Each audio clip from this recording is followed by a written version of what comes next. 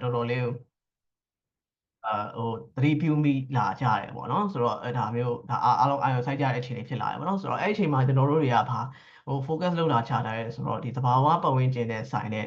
natural disaster ပဲဆိုပါဆိုဒီ natural disaster အတွက်ကျွန်တော်တို့မြန်မာနိုင်ငံသားတွေဘယ်လောက်ထိပြင်ဆင်ပြီးသွားပြီလဲပေါ့ဒါမျိုးတွေကျွန်တော်တို့တွားပြီး assess လုပ်ရတယ်ပေါ့ပြီးသွားရင်လည်းအခုငရင်ကြီးဖြစ်သွားတယ်အခုငရင်ဖြစ်သွားတဲ့နောက်ပိုင်းမှာကျွန်တော်တို့ recovery အနေနဲ့ဘာတွေဖြစ်လာပြီလဲတနည်းအားဖြင့် resilience ရှိအောင်ကျွန်တော်တို့ဘယ်လိုလုပ်ကြမလဲပေါ့နော်နောင်ဖြစ်လာမဲ့သဘာဝပတ်ဝန်းကျင်ဘေးရန်တွေမှာကျွန်တော်တို့ဘယ်လိုတွေခံနိုင်ရရှိအောင်လုပ်မလဲပေါ့နော်ဘယ်လိုတွေပြင်ဆင်ကြမလဲပေါ့စသဖြင့်ဒါမျိုးတွေကျွန်တော်တို့အများကြီးအာရုံစိုက်လာကြရတယ်ပေါ့နော်ဆိုတော့ဒီအတွက်နဲ့ပတ်သက်ပြီးတော့ကျွန်တော်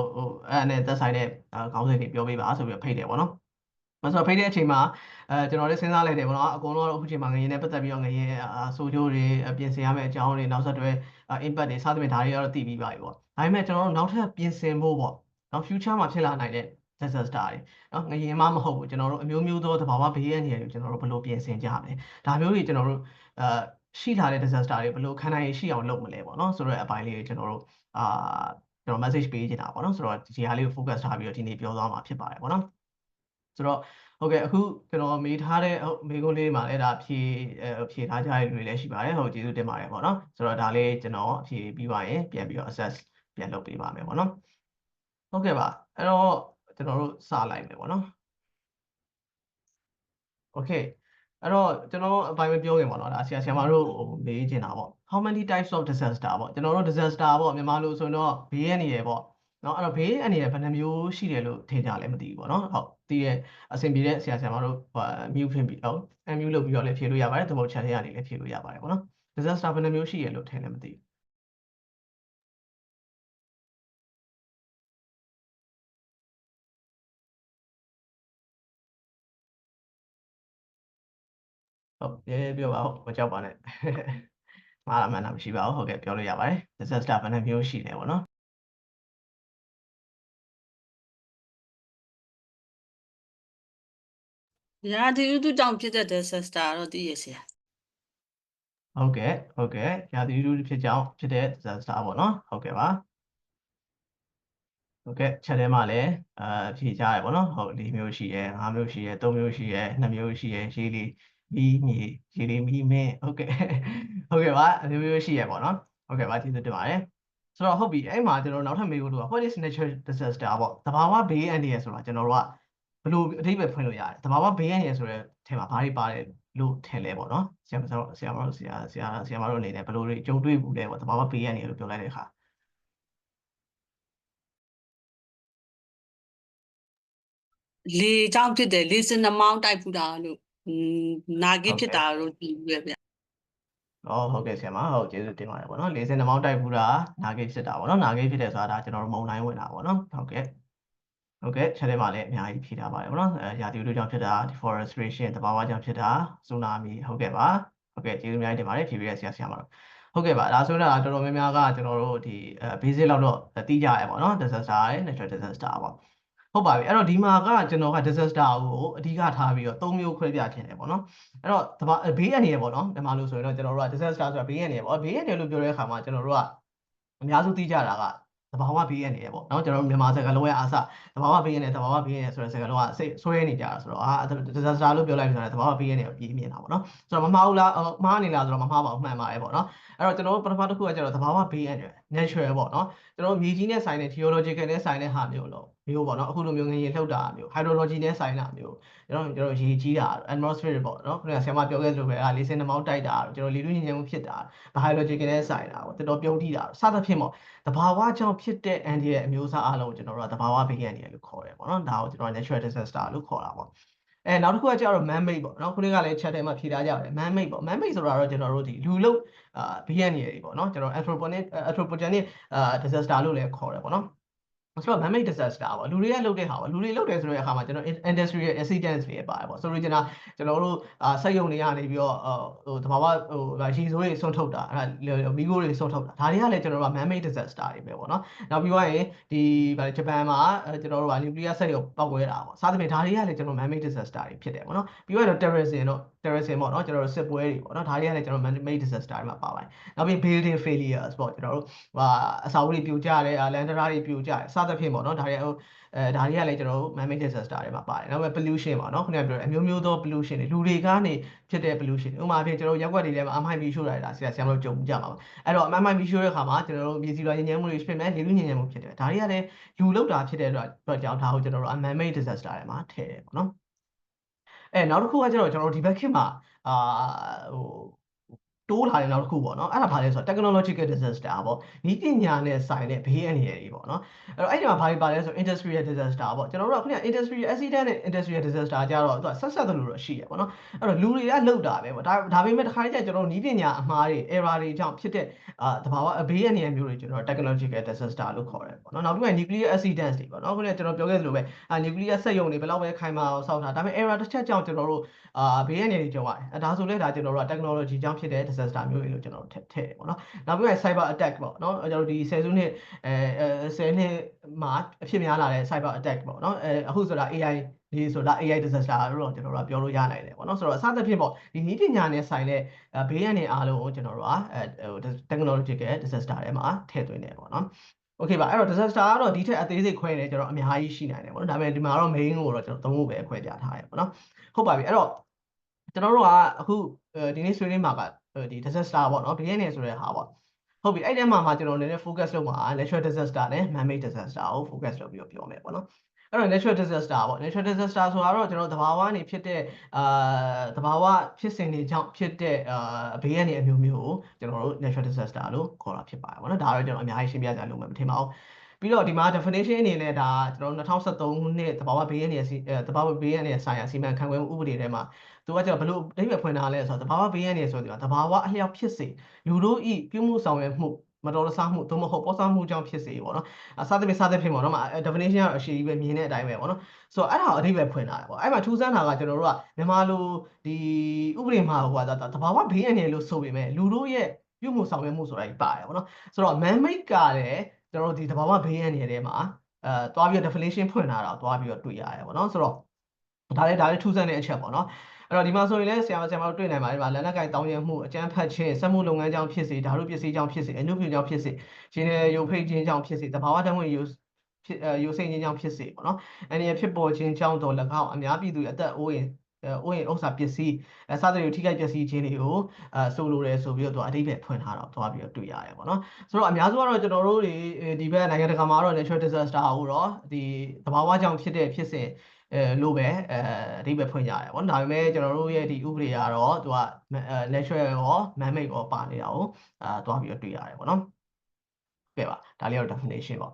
ဟုတ်ပြီနောက်တစ်ခါကျတော့ man-made disaster ပေါ့ကျွန်တော်တို့လူသားတွေအကြောင်းဖြစ်ပေါ်လာတဲ့ဘေးရန်တွေမျိုးပေါ့နော်အဲ့တော့လူသားတွေကျွန်တော်တို့လှုပ်လိုက်လို့ပဲဖြစ်စေကျွန်တော်တို့လှုပ်ခဲ့လို့ပဲဖြစ်စေပေါ့နော်ဘယ်လိုပဲဖြစ်ဖြစ်ကျွန်တော်တို့ဒီသဘာဝပတ်ဝန်းကျင်ပေါ်သို့မဟုတ်လူတွေပေါ်သို့မဟုတ် property ပေါ့ဒီအဆောက်အအုံတွေ infrastructure တွေပေါ်မှာအတိုင်းအမှုဖြစ်တဲ့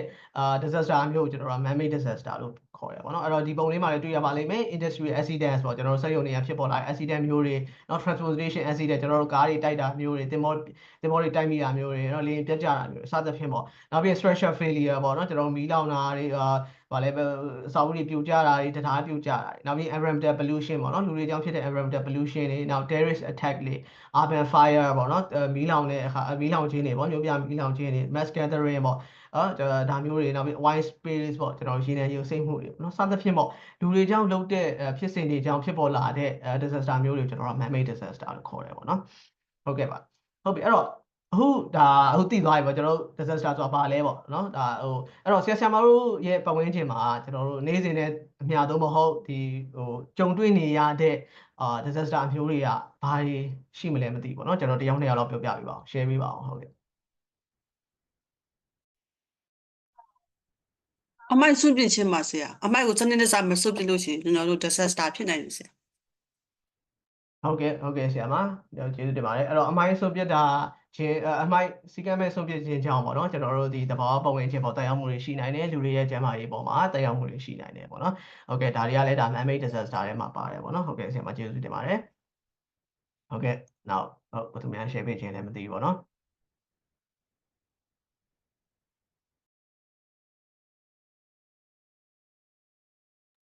ဟုတ်comment ထဲမှာလည်း man-made disaster and natural disaster ဆိုပြီးရေးထားတယ်ပေါ့နော်ဟုတ်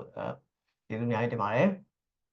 ဟုတ်ကဲ့ပါအဲ့ဒါဆိုကျွန်တော်ဆက်ပြီးတော့ပြောမယ်သူမရှိတော့ဆက်ပြီးတော့သွားလိုက်ပါမယ်ပေါ့နော်ဟုတ်ကဲ့ပါအဲ့တော့ကျွန်တော်တို့ကျွန်တော်တို့နေ့စဉ်နဲ့အမျှ disaster အမျိုးမျိုးတွေကျွန်တော်တို့ကြုံတွေ့နေရတယ်ပေါ့နော်ခင်ဗျာဆရာမပြောခဲ့လို့ပဲကျွန်တော်အမိုက်စီကံအမိုက်ဆုံးပြတ်တာမျိုးကအစပေါ့နော်ကျွန်တော်လေလူညဉ့်ညံမှုဖြစ်တာမျိုးဟာ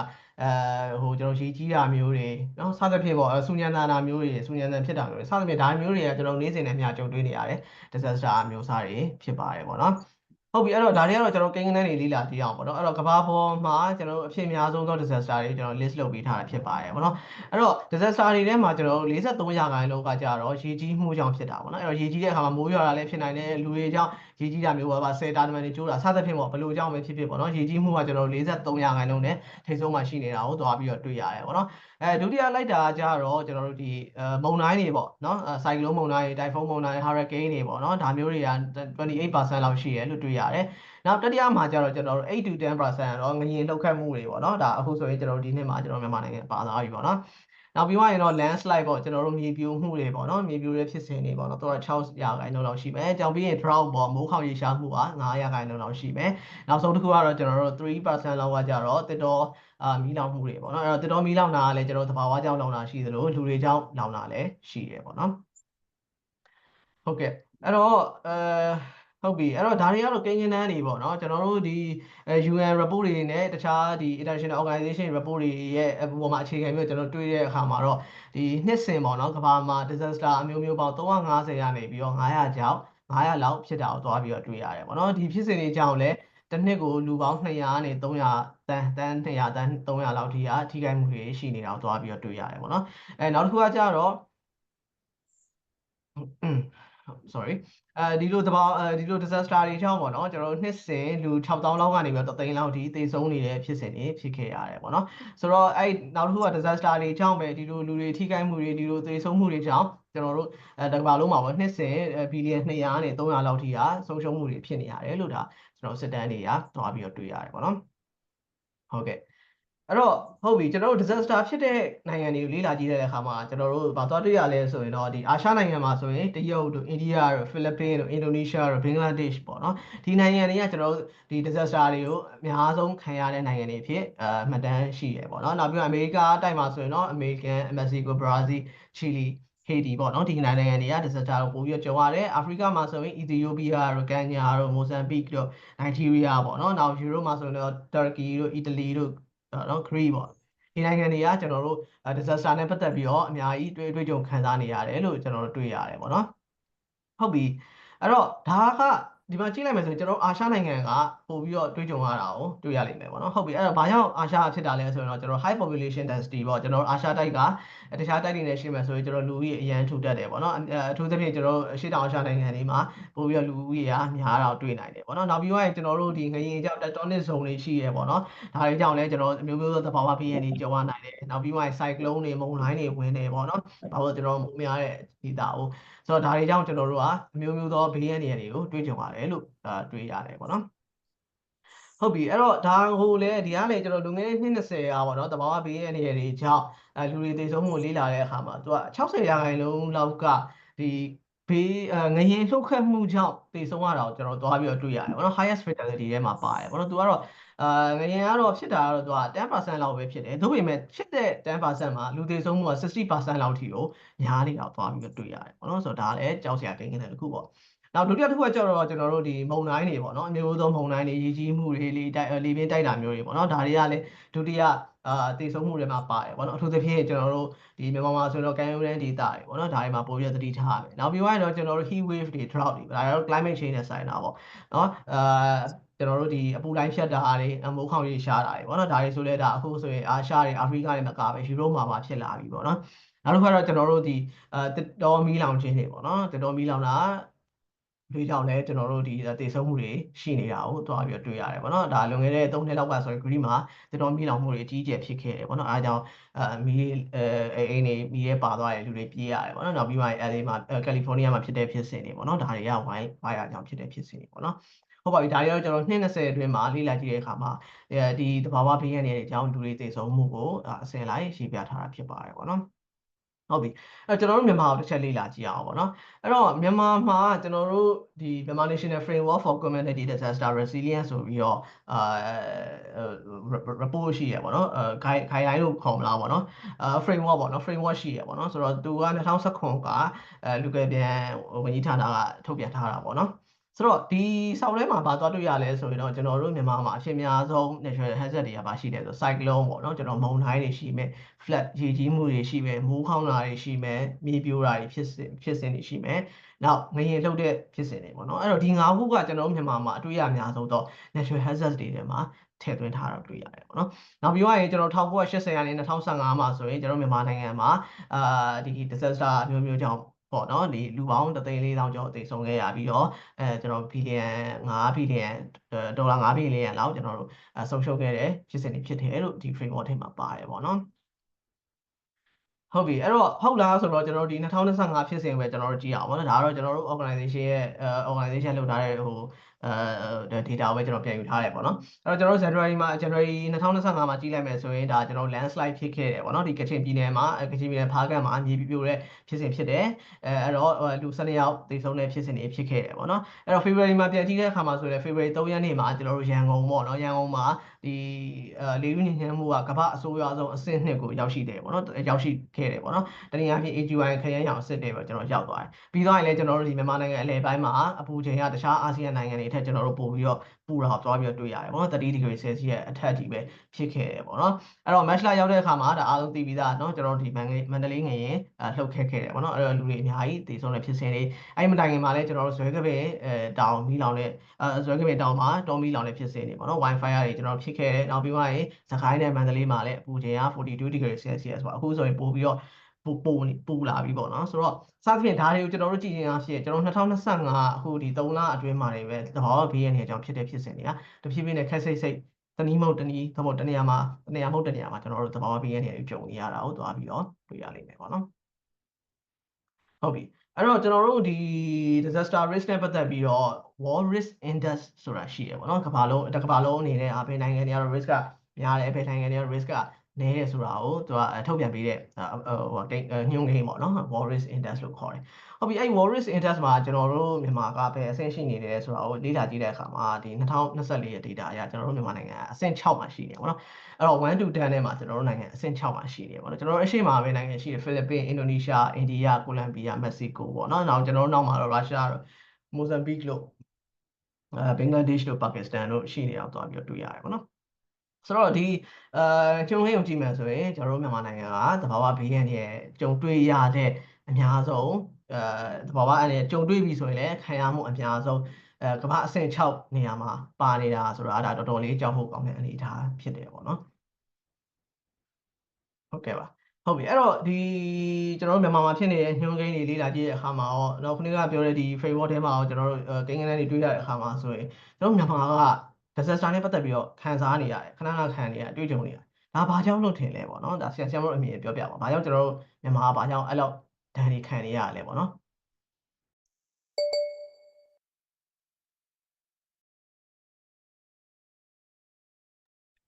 ပညာရဲ့ပဲဆရာကျွန်တော်တို့မှအဲ့နဲ့ပတ်သက်ပြီးအသိဉာဏ်ပညာတော်တော်နည်းပါတယ်ဆရာပညာရှင်လည်းနည်းပါတယ်ဆရ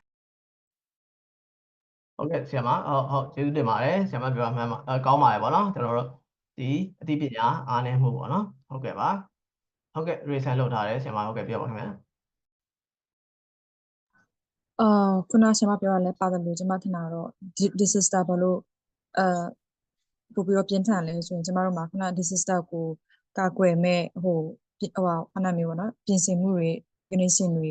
ချိတ်ဆက်ဆောင်ရအားရနေတယ်လို့မြင်တာပေါ့ဆရာဟုတ်ကဲ့ကျွန်တော်ချိတ်ဆက်ဆောင်ရွက်ခြင်း cooperation coordination တွေပေါ့နော်ဒါတွေအားနေတာအောင်တွားပြီးတွေ့ရတယ်ပေါ့နော်ဟုတ်ကဲ့ဆရာမကျေးဇူးအများကြီးတင်ပါတယ်ဟုတ်ကဲ့ပါ channel မှာလည်းရေးထားကြပါနော်အသိပညာအားနည်းမှုကြိုတင်ပြင်ဆင်မှုအားနည်းခြင်းဟုတ်ကဲ့သစ်တော်ပြုတ်တိမှုသဘာဝပုံရင်ထိသိမှုအားနည်းခြင်းဟုတ်ကဲ့သတင်းရရှိမှုအားနည်းခြင်းသစ်တော်အလုံးကျခွင့်ခြင်းနော် forest deforestation and natural resource ပျက်စီးခြင်းပေါ့နော်ဟုတ်ကဲ့ပါဟုတ်အဲ့တော့အခုလိုဖြည့်ပေးတဲ့ဆရာမတို့ကျေးဇူးအများကြီးတင်ပါတယ်ပေါ့နော်ဟုတ်ပြီကျွန်တော်တို့လေ့လာကြည့်အောင်ဆက်ပြီးတော့အဲ့တော့ဒါကတော့ chapter 1ကတော့ဒီလောက်ပဲပေါ့နော်အဲ့တော့ကျွန်တော် chapter 2က understanding resilience and disaster risk ပေါ့အခုကျွန်တော်တို့သိသွားပြီဟုတ်လားအဲ့မြန်မာမှာဒီလိုသဘာဝဘေးကနေကြုံရနိုင်တယ်အဲ့တော့ကမ္ဘာမှာရောဒီလိုဘေးကနေကြုံရဒါကိုကျွန်တော်တို့ဘယ်လိုခံနိုင်အောင်ရှိအောင်လုပ်မလဲပေါ့နော်အဲ့ဒါမျိုးကျွန်တော်တို့ဆက်ပြီးတော့လေ့လာကြည့်အောင်အဲ့တော့ဒီမှာကျွန်တော်ဗီဒီယိုလေးတစ်ခုထည့်ပေးထားပါတယ်ပေါ့နော်အဲ့တော့ဒီဗီဒီယိုလေးကcase study အနေနဲ့ကြည့်လို့ရတယ်ပေါ့နော်ဟုတ်ဒါလေးအရင်ကြည့်ပေးပါအတန်ပါရဲပေါ့နော်အကယ်၍အတန်မပါရင်လည်းကျွန်တော်တစ်ချက်ပြန်ပြီးတော့ပြောပြပါနော် Planet Earth is beautiful.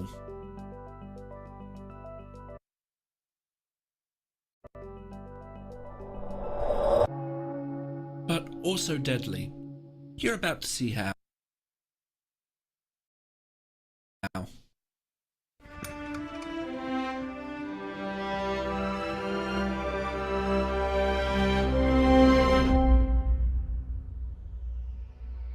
Welcome, everyone, to the world of natural hazards.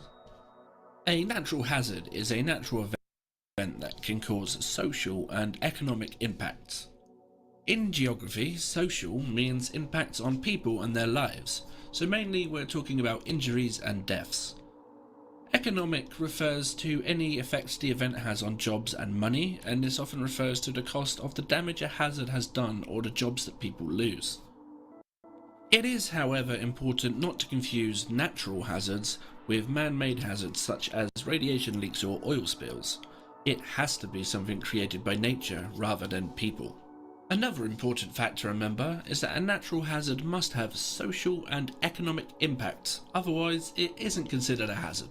For example, if there was a small volcanic eruption in Antarctica, the most remote and uninhabited place on Earth, it wouldn't really be considered a natural hazard, because it would have been too far away from people to create any social or economic impacts.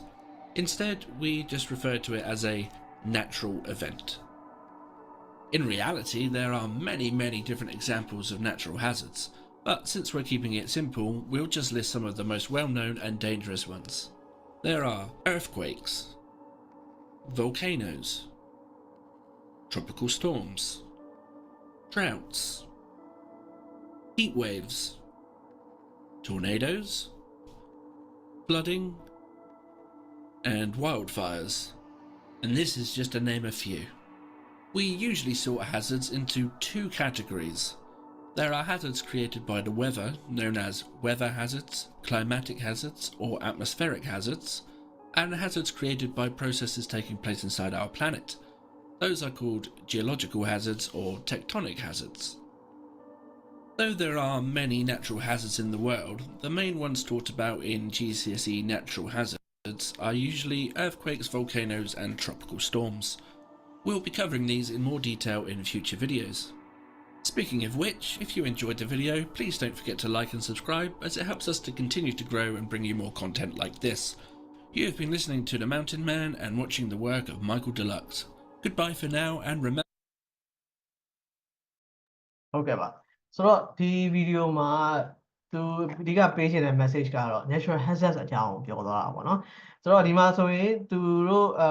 ဒီဗီဒီယိုမှာပြောသွားတာကကျွန်တော်ပြောသွားတယ်ပါထပ်ပို့ပါကသူက natural event that can cause social economic impacts ပေါ့နော်ကျွန်တော်တို့က natural hazard ဆိုတာကဒီလူတွေရဲ့စီးပွားရေးတွေတို့လူတွေရဲ့အကျိုးစီးပွားပေါ့နော် social ပေါ့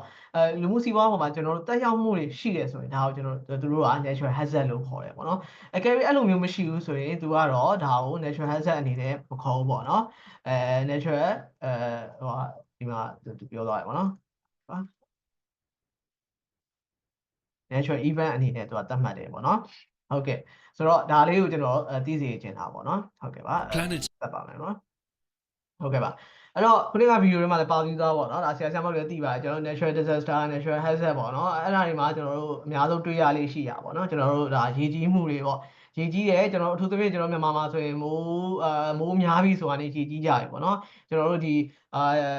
ကျေးလက်ဒေသတွေမပြောနဲ့မြို့ကြီးတွေမှာတော့ရေကကြီးပြီမနစ်ကဆိုရင်လည်းဒါနေပြီးတော့ဟိုမှာနေပြီးတော့လိုနေရာမျိုးတောင်ကြီးလိုနေရာမျိုးမှာရေကြီးတဲ့ဖြစ်စဉ်တွေဖြစ်ခဲ့တယ်ပေါ့နော်ဆိုတော့ဒါကိုကျွန်တော်ကိန်းကနေကြည့်တဲ့အခါမှာဆိုရင်မြန်မာကရေကြီးမှုဖြစ်စဉ်ကကျွန်တော်တို့တနေ့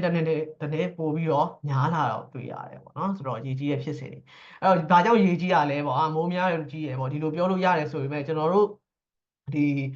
လူတွေရဲ့ပြင်ဆင်မှုအားနည်းကြောင်းနေเนาะကျွန်တော်တို့ဒီတည်နေရာကြောင်းနေเนาะကျွန်တော်တို့ဒီ infrastructure အားနည်းမှုတွေစသဖြင့်ပေါ့ဒါမျိုးတွေလည်းအများကြီးဆိုင်တယ်လို့နောက်ပြီးတော့ကျွန်တော် climate change ပေါ့ရာသီဥတုပြောင်းလဲမှုတွေကြောင့်လည်းကျွန်တော်အများကြီးဆိုင်တယ်ပေါ့နော်အဲ့တော့ခုနကဗီဒီယိုထဲမှာဆိုရင်သူကဒါကို weather event ပေါ့နော်တဘာဝမိုးလေဝသနဲ့ဆိုင်တဲ့ကိစ္စရက်တွေဆိုပြီးတော့ထည့်သွင်းထားတာရှိတယ်ပေါ့နော်ဟုတ်ပြီနောက်တစ်ခုကကျတော့ကျွန်တော် cyclone တွေပေါ့နော်မုန်တိုင်းအမျိုးမျိုးတွေပေါ့နော်ဒါဆိုရင်လည်းဒါ2023မိုးခါကျွန်တော်တို့ရခိုင်ပြည်နယ်မှာဖြစ်ခဲ့တယ်ပေါ့နော်ဆိုတော့ကျွန်တော်တို့နိုင်ငံကကမ်းရိုးတန်းရှီလျားနိုင်ငံတွေမှာပါတယ်ဒါကြောင့်ကျွန်တော်တို့မိုးမုန်တိုင်းတွေခဏခဏကျွန်တော်တို့ခံစားရတာမျိုးရှိရပေါ့နော်အဲ့တော့မုန်တိုင်းတွေတိုက်ပြီးဆိုရင်ကျွန်တော်တို့အိမ်တွေပျက်စီးရလူတွေတည်ဆုံးတဲ့ဖြစ်စဉ်တွေပေါ့နော်ဒါတွေကျွန်တော်တို့ခဏခဏကြုံတွေ့ရနိုင်တယ်ပေါ့နော်နောက်ပြီးတော့မိုးခေါင်ရေရှားမှုပေါ့အထူးသဖြင့်ကျွန်တော်တို့ဒီမြန်မာနိုင်ငံအလဲပိုင်းဒေသပေါ့နော်မကွေးတို့စကိုင်းတို့မန္တလေးတို့မှာကျွန်တော်တို့ကြုံရလေးရှိရပေါ့နော်ຫນွေရောက်ပြီဆိုရင်မိုးခေါင်ရေရှားမှုရှိပြီပေါ့နော်ဒါဆိုလည်းဒါ2023နှစ်ကမြင်မှုမှာမိုးခေါင်ရေရှားတဲ့ဖြစ်စဉ်တွေပေါ့ဒါဆိုလည်းဒါကျွန်တော်တို့ကclimate change ကြောင့်ဖြစ်တယ်လို့ပြောလို့ရတယ်ပေါ့နော်အဲ့တော့မိုးခေါင်ရေရှားပြီဆိုရင်ကျွန်တော်စိုက်ပျိုးရေးတွေလုပ်လို့မရအောင်အဲ့ဆိုရင်ကျွန်တော်တို့ food security ပေါ့နော်အစာဖူလုံမှုတွေကျွန်တော်တို့မရှိနိုင်ဘူးပေါ့နော်ဆိုတော့စသဖြင့်နောက်ဆက်တွဲကျွန်တော်တို့ပြဿနာတွေကြုံတွေ့ရနိုင်တယ်ပေါ့နော်နောက်တစ်ခုကကျတော့ landslide ပေါ့မြေပြိုတဲ့ဖြစ်စဉ်တွေပေါ့နော်မြေပြိုတဲ့ဖြစ်စဉ်တွေကတော့ကျွန်တော်တို့တွေ့နေရဆုံးပဲဒါဆိုလည်းဒါ2019ခုနှစ်ကသဲဖြူကုန်းကျေးရွာမှာမလက်တောင်ပြိုကျမှုဖြစ်စဉ်ပေါ့နော်ဆိုတော့ဒါကြောင့်လည်းလူတွေပျက်စီးမှုတွေအိမ်တွေပျက်စီးမှုတွေဒါတွေရှိခဲ့တယ်ပေါ့နော်နောက်တစ်ခုကတော့ငရင်ပေါ့ဒါကတော့အများကြီးပြောကြမလို့ပေါ့နော်ကျွန်တော်တို့ဒါမန္တလေးငရင်ဖြစ်ခဲ့တယ်ပေါ့နော်ဒါကြောင့်လူတွေအများကြီးတည်ဆုံးခဲ့တယ်เนาะကျွန်တော်စာအုပ်တွေလမ်းတရားတွေအများကြီးပျက်စီးမှုတွေဖြစ်ခဲ့တယ်ပေါ့နော်နောက်တစ်ခုကကျတော့ heat wave ပေါ့ကျွန်တော်အပူလှိုင်းပေါ့နော်အပူလှိုင်းဖြတ်တဲ့ဖြစ်စဉ်တွေပေါ့နော်ဒါ2024မှာဆိုရင်လည်းဒါကျွန်တော်တို့ဒီမန္တလေးစကိုင်းမကွေးဒီဒေသတွေမှာဒီအပူချိန်48 degree Celsius အထိဖြစ်သွားလို့လူတွေမူးလဲတဲ့ဖြစ်စဉ်တွေဆေးရုံတင်လာတဲ့ဖြစ်စဉ်တွေဖြစ်ခဲ့တယ်ပေါ့နော်ဒါ2024မှာမဟုတ်ပါဘူးဒီပြီးခဲ့တဲ့တစ်ပတ်နှစ်ပတ်လောက်ကလာတာပဲကျွန်တော်သတင်းတွေ့လိုက်သေးရပါတော့အဲ့တော့ဒီအပူချိန်ဒီအပူတိုင်းကြောင့်ပေါ့နော်အရန်ပူလုံးကြောင့်လူတွေဆေးရုံရောက်တဲ့ဖြစ်စဉ်တွေဒါဖြစ်ခဲ့သေးတယ်ပေါ့နော်ဆိုတော့ဒါကလည်းကျွန်တော်တို့နေရာဒီရောက်ပြီဆိုရင်ခံစားရတဲ့ပြဿနာတစ်ခုဖြစ်လာပြီပေါ့နော်အဲ့တော့ကျတော့ others ပေါ့ others မှာပါလဲဆိုရင်ကျွန်တော် pandemic ပေါ့နော်COVID-19 အားလုံးသိကြပါအဲ့တော့ COVID ဆိုလို့COVID ကလည်းကျွန်တော်တို့ဒီ disaster ထဲမှာပါတယ်ပေါ့နော် pandemic မျိုးစားထဲမှာပါတယ်လူတွေရဲ့ကျန်းမာရေးတွေအသက်အန္တရာယ်တွေဆုံးရှုံးမှုဖြစ်စေတယ်เนาะကျွန်တော်အလုပ်ကိုင်တွေအလုပ်ပြုတ်တဲ့ဖြစ်စဉ်တွေအဲ့ဒါစားသဖြင့်ပေါ့အမျိုးမျိုးသောကျွန်တော်တို့ထိခိုက်မှုတွေကျွန်တော် social economic မှာအများကြီးတက်ရောက်မှုတွေဖြစ်ခဲ့တယ်ပေါ့နော်နောက်ပြီး cyber attack ပေါ့เนาะဒါကကျွန်တော် technological disaster ထဲမှာပါမှာပေါ့เนาะအဲ့တော့ဒီဟာဆိုလဲဒါ2025နှစ်စပိုင်းတောင်အာဖရိကလေကြောင်းလိုင်းကို cyber attack လုပ်ခဲ့တဲ့ဖြစ်စဉ်ပေါ့အဲ့တော့လေကြောင်းလိုင်းနှောင့်နှေးတာတွေဖြစ်ခဲ့တယ်ပေါ့နော်ဒါဆိုလဲဒါကျွန်တော်တို့ဒီနည်းပညာခေတ်မှာဒီဒဏ်တွေကိုလည်းကျွန်တော်တို့ခံနေရပြီပေါ့နော်နောက်ပြီးတော့ banking ပြဿနာတွေကဘဏ်တွေကိုဟက်ပြီးတော့ပတ်စံတွေခိုးထုတ်တယ်စသဖြင့်ပေါ့နော်ဒါတွေကလည်းကျွန်တော် cyber attack တွေမှာပါပါတယ်နောက်ပြီးတော့ industrial accidents ပေါ့နော်ကျွန်တော်တို့ဒီစက်ရုံတွေကဖြစ်တဲ့မျိုးသော accident မျိုးတွေပေါ့နော်ရေလူညဉ့်ဉန်းမှုလေလူညဉ့်ဉန်းမှုနော်ကျွန်တော်မြေစီလွှာညဉ့်ဉန်းမှုစသဖြင့်ပေါ့အမျိုးမျိုးသော pollution တွေ accident မျိုးမျိုးတွေနော်ကျွန်တော်တို့ဒီပင်လယ်ထဲမှာပင်လယ်သင်္ဘောတွေမှောက်တာကြောင့်ရေနဲ့ယိုစိမ့်မှုတွေစသဖြင့်ပေါ့ဒါတွေအားလုံးကလည်း industrial accident တွေမှာပါပါတယ်ပေါ့နော်ဟုတ်ပြီအဲ့တော့ဒါဘာကြောင့်ဒီ disaster တွေကျွန်တော်ဖြစ်ရလဲကိုလေ့လာကြည့်တဲ့အခါမှာကျွန်တော်တို့ reason အားဖြင့်၄မျိုးသွားတွေ့ရလိမ့်မယ်ပေါ့နော်အဲ့တော့ပထမတစ်ခုကတော့ climate change ပေါ့ရာသီဥတုပြောင်းလဲခြင်းပေါ့နော်အဲ့တော့ climate change ကတော့ကျွန်တော်ပြောရမယ်ဆိုတော့အများကြီးကျယ်ပြန့်တယ်ပေါ့နော်ဒါပေမဲ့ရာသီဥတုပြောင်းလဲရာသီဥတုပြောင်းတာဖြစ်တဲ့အတွက်ကျွန်တော် disaster တွေခဏခဏကြုံတွေ့နေရတယ်ဒီလိုမျိုးကျွန်တော်အလွယ်မှတ်ထားလို့ရတယ်ပေါ့နော်အဲ့တော့ပထမတစ်ခုကတော့ global temperature เนาะကျွန်တော်တို့ဒီကမ္ဘာကြီးအပူချိန်တဖြည်းဖြည်းမြင့်လာတယ်ပေါ့နော်အခုဆိုရင်ဒါ1 degree Celsius ကျော်လာပြီအဲ့တော့2 degree Celsius 3 degree Celsius ဆိုကျွန်တော်တို့လူတွေဘယ်လိုနေရမလဲမသိတော့ဘူးပေါ့ဒါမျိုးတွေပေါ့ဒါတွေကကျွန်တော် climate change ဖြစ်လာတယ်အဲ့တော့ရာသီဥတုပူလာတဲ့အများကမ္ဘာကြီးပူတွေးလာတဲ့အများကျွန်တော်တို့မုန်တိုင်းတွေပူခံစားရမယ်ရေကြီးတဲ့ဖြစ်စဉ်တွေပူကြုံတွေ့ရမယ်အပူတိုင်းတွေခဏခဏဖြစ်မယ်မိုးခေါင်ရေရှားမယ်ပေါ့နော်ဒါတွေကြုံတွေ့ရတယ်နောက်ပြီးရင်ကျွန်တော်တို့ warmer ocean ပေါ့ကျွန်တော်တို့ပင်လယ်သမုဒ္ဒရာအပူချိန်တွေမြင့်တက်လာမယ်ဒါမျိုးဆိုရင်ကျွန်တော်မုန်တိုင်းတွေဖြစ်လာမယ်เนาะရေခဲတောင်အကြီးပြိုတဲ့ဖြစ်စဉ်တွေဖြစ်မယ်ရေခဲတောင်အကြီးပြိုပြီးဆိုရင်ကျွန်တော်တို့ကမ်းရိုးတန်းဒေသတွေကိုရေကြီးတဲ့ဖြစ်စဉ်တွေเนาะဒါတွေအများကြီးကျွန်တော်တို့ကြုံတွေ့နေရနိုင်တယ်ပေါ့နော်ဒုတိယတစ်ချက်ကကျတော့ urbanization မြို့ပြဖွံ့ဖြိုးတိုးတက်မှုပေါ့မြို့ပြဖွံ့ဖြိုးတိုးတက်မှုကကျွန်တော်မြန်မာမှာလည်းမဟုတ်တစ်ကမ္ဘာလုံးမှာဖြစ်နေတဲ့ကိစ္စပေါ့နော်အဲ့တော့ urbanization ကိုကျွန်တော်တို့ကကောင်းကောင်းမွန်ကြိုတင်ပြီးတော့ကျွန်တော်တို့လုပ်ထားရဲဆိုရင်စင်ပြေရပါဆိုလိုချင်တာမျိုးပြတိဆောက်တဲ့အခါမှာကျွန်တော်တို့ဒီရှိတဲ့လူကြီးတွေနဲ့မျိုးရဲ့ဒီအမြောင်းစနစ်တွေအမိုက်စနစ်တွေဒါတွေကကာဗာဖြစ်နေရဆိုရင်ကိစ္စမရှိဘူးဒါပေမဲ့ကျွန်တော်တို့လူကြီးအရင်ထူတဲ့အခါမှာဒီ system တွေကမခံနိုင်တော့ပဲနဲ့ကြာရင်အမြောင်းရေပိတ်တာအမြောင်းပိတ်တာတွေအမိုက်တွေပုံပွားတာမျိုးတွေလိုက်မကောင်းနိုင်တာမျိုးတွေစသဖြင့်ပေါ့နော်အမျိုးမျိုးသော urbanization effect တွေကျွန်တော်တို့ကြုံတွေ့ရနိုင်တယ်ပေါ့နော်ဒါကြောင့် urbanization မှာလည်းconstruction နော်ကျွန်တော်တို့ဒီမျိုးပြ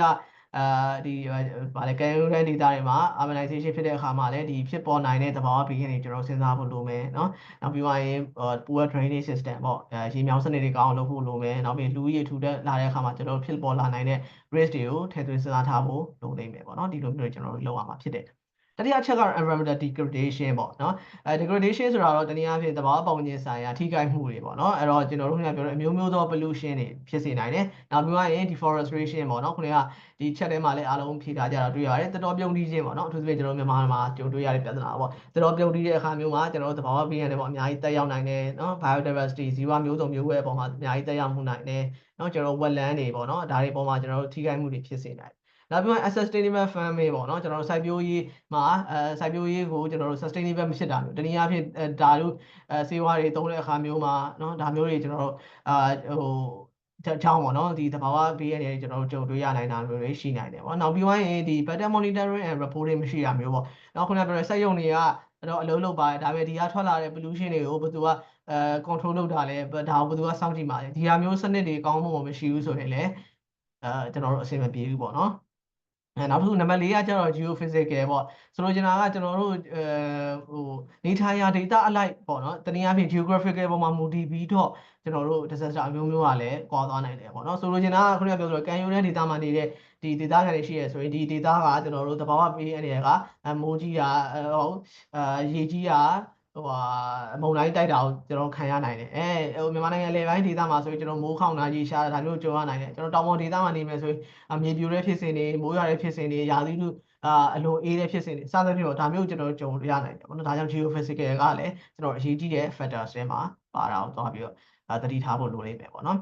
်ဟုတ်ပြီအဲ့တော့ကျွန်တော်မြန်မာနိုင်ငံမှာဘာကြောင့်ဒါတွေဖြစ်နေရလဲလေ့လာကြည့်တဲ့အခါမှာပထမတစ်ခုက geographical location ပေါ့နော်ခုနကကျွန်တော်ပြောခဲ့လို့ပဲမြန်မာနိုင်ငံကကျွန်တော်ကမ်းရိုးတန်းအများကြီးရှိတယ်ပင်လယ်ပင်လယ်ကြီးရှိနေတယ်နောက်ပြီးတော့ကျွန်တော်တို့မြန်မာနိုင်ငံအပေါ်ပိုင်းကချင်ပြည်နယ်မှာဆိုလည်းဒါကျွန်တော်တို့ဟိမဝန္တာတောင်တန်းတွေရှိနေတယ်နော်နောက်ပြီးတော့အခုအားလုံးသိကြတဲ့အတိုင်းငရင်နော်ကျွန်တော်တို့ fort တွေအများကြီးရှိရပေါ့နော်ငရင်ကျော်တွေအများကြီးရှိနေတယ်ဒါကြောင့်ကျွန်တော်တို့geographical location အရာကျွန်တော်မြန်မာကလည်း natural disaster ကိုကြုံရတဲ့ risk တွေမှာများနေတာတော့ပြီးတော့တွေ့ရနိုင်မယ်ပေါ့နော်နောက်ပြီး climate change impact ပေါ့ climate change ကတော့ကျွန်တော်တို့တနိုင်ငံနဲ့ကြုံရတာမဟုတ်ဘူးတစ်ကမ္ဘာလုံးကြုံတွေ့နေရတဲ့ကိစ္စပေါ့နော်အဲ့တော့ climate change ကြောင့်လည်းကျွန်တော်တို့မြန်မာပေါ်မှာအများကြီးတက်ရောက်မှုတွေရှိတယ်ရေကြီးတဲ့ဖြစ်စဉ်တွေเนาะကျွန်တော်တို့မုန်တိုင်းဖြစ်တဲ့ဖြစ်စဉ်တွေပေါ့နော်စသဖြင့်ဒါတွေကလည်း climate change ကြောင့်ကျွန်တော်တို့ခံရတာပဲတတိယတစ်ခုကကြတော့ကျွန်တော်တို့ဒီ high vulnerability ပေါ့နော်ခုနကဒါဆရာတို့ပြောထားတဲ့အတိုင်းပါပါတယ်ကျွန်တော်တို့အသိပညာပေါ့ awareness အားနည်းမှုကြောင့်ပေါ့နော်အဲ့တော့ဒီလိုမျိုး disaster တွေဖြစ်လာမယ်ဆိုတော့သိတယ်ရှိမယ်ဆိုတော့သိတယ်ဒါပေမဲ့ကျွန်တော်တို့ awareness အားနည်းတဲ့အခါမှာဒါကိုဘယ်လိုကျွန်တော်တို့ resilience လုပ်မလဲဘယ်လို adaptation လုပ်မလဲဆိုတာအားနည်းတဲ့အခါမှာကျွန်တော်တို့ high vulnerability ဖြစ်နေတယ်ပေါ့နော်အဲ့ဒါနဲ့ဆက်ဆက်ပြီးတော့ကျွန်တော်တို့ poverty ပေါ့နော်ကျွန်တော်တို့ချို့တဲ့ခြင်းပေါ့ငွေကြေးချို့တဲ့ခြင်းကျွန်တော်ကျန်းမာရေးတွေချို့တဲ့မယ်ပညာရေးတွေအားနည်းမယ်စသဖြင့်ပေါ့ဒီဟာတွေအမျိုးမျိုးကကျွန်တော်တို့မြန်မာမှာခံရဆဲဖြစ်တယ်ပေါ့နော်ဒါကြောင့်လည်းကျွန်တော်တို့က high vulnerability ထဲမှာပါနေဆဲဖြစ်တယ်နောက်ပြီး environmental degradation ပေါ့အခုဒီမနက်ကပဲကျွန်တော်သတင်းပုတ်တွေ့လိုက်တဲ့ရှမ်းပြည်နယ်မှာသဘာဝပတ်ဝန်းကျင်ထိခိုက်တဲ့ဖြစ်စဉ်တွေအများကြီးကြုံနေရပြီပေါ့နော်ဆိုတော့အဲ့ဒီကနေဒါထိုင်းဝင်တော့ရောက်လာတဲ့ဖြစ်စဉ်တွေပေါ့အဲ့တော့ပြောရမယ်ဆိုတော့သဘာဝပတ်ဝန်းကျင်နဲ့ပျက်စီးဆုံးရှုံးမှုတွေကမြန်မာမှာအများကြီးဖြစ်နေဆဲဖြစ်တယ်ထိချုံနိုင်မှုလည်းမရှိဘူးဒီတဲ့ပိုဆိုးလာတဲ့အခြေအနေမှာရှိနေတယ်ပေါ့နော်ဒါကြောင့်လည်းနောက်ဆက်တွဲကျွန်တော်တို့ပြဿနာအမျိုးမျိုးတွေတွေ့ကြုံခံနေစားနေရတာဖြစ်ပါတယ်ပေါ့နော်ဟုတ်ပါပြီအဲ့တော့ပြန်ပြီးတော့ချော့ရမယ်ဆိုတော့ကျွန်တော်တို့မြန်မာမှာဘာကြောင့်ဒီလိုမျိုး disaster တွေဖြစ်နေရလဲဆိုတော့၄ချက်ပေါ့နော်ပထမတစ်ခုကတော့မြန်မာ location ကျွန်တော်တို့နိုင်ငံရဲ့တည်နေရာအရာကျွန်တော်ဒီလိုဖြစ်နေရခြင်းဖြစ်တယ် monsoon climate ပေါ့ကျွန်တော်တို့ရဲ့ဆိုတဲ့ဒေသရာသီဥတုအခြေအနေကြောင့်လည်းဖြစ်တယ်နောက်ပြီး global climate change နော်ရာသီဥတုပြောင်းလဲမှုကြောင့်ဖြစ်တယ်နောက်ပြီးတော့ environmental issues ပေါ့ environmental issue ပေါ့နော်သဘာဝပတ်ဝန်းကျင်ထိခိုက်မှုတွေကြောင့်ဒီ၄ခုပေါင်းခြင်းကြောင့်ကျွန်တော်တို့မြန်မာမှာအခုလိုမျိုးအမျိုးမျိုးသော disaster တွေကိုကျွန်တော်တို့တွေ့ကြုံခံစားနေရဆဲဖြစ်ပါတယ်ပေါ့နော်ဟုတ်ပြီအဲ့တော့မြန်မာမှာကျွန်တော် statistics တွေလေ့လာကြည့်တဲ့အခါမှာကျွန်တော်တို့မြန်မာနိုင်ငံရဲ့လူဦးရေ80%လောက်ကကျေးလက်ဒေသတွေမှာနေထိုင်ရခြင်းဖြစ်တယ်။နောက်ပြီး World Bank ရဲ့အစီရင်ခံစာတစ်ခုမှာဆိုရင်ကျွန်တော်တို့24%လောက်ကကျွန်တော်တို့ဒီချို့တဲ့အခြေအနေမှာရှိတယ်။တနည်းအားဖြင့် National Poverty Line အောက်ရောက်နေတာကိုသွားပြီးတော့တွေ့ရတယ်။နောက်ပြီး World Risk Index မှာဆိုရင်လည်းကျွန်တော်တို့ကအဆင့်6မှာရှိနေတာကိုသွားပြီးတော့တွေ့ရတယ်ပေါ့နော်။ဆိုတော့ဟုတ်ပြီ နော်အဲ့တော့ဘာကြောင့်ကျွန်တော်တို့က most valuable ဖြစ်လာတယ်ခုနကပြောသလိုပဲ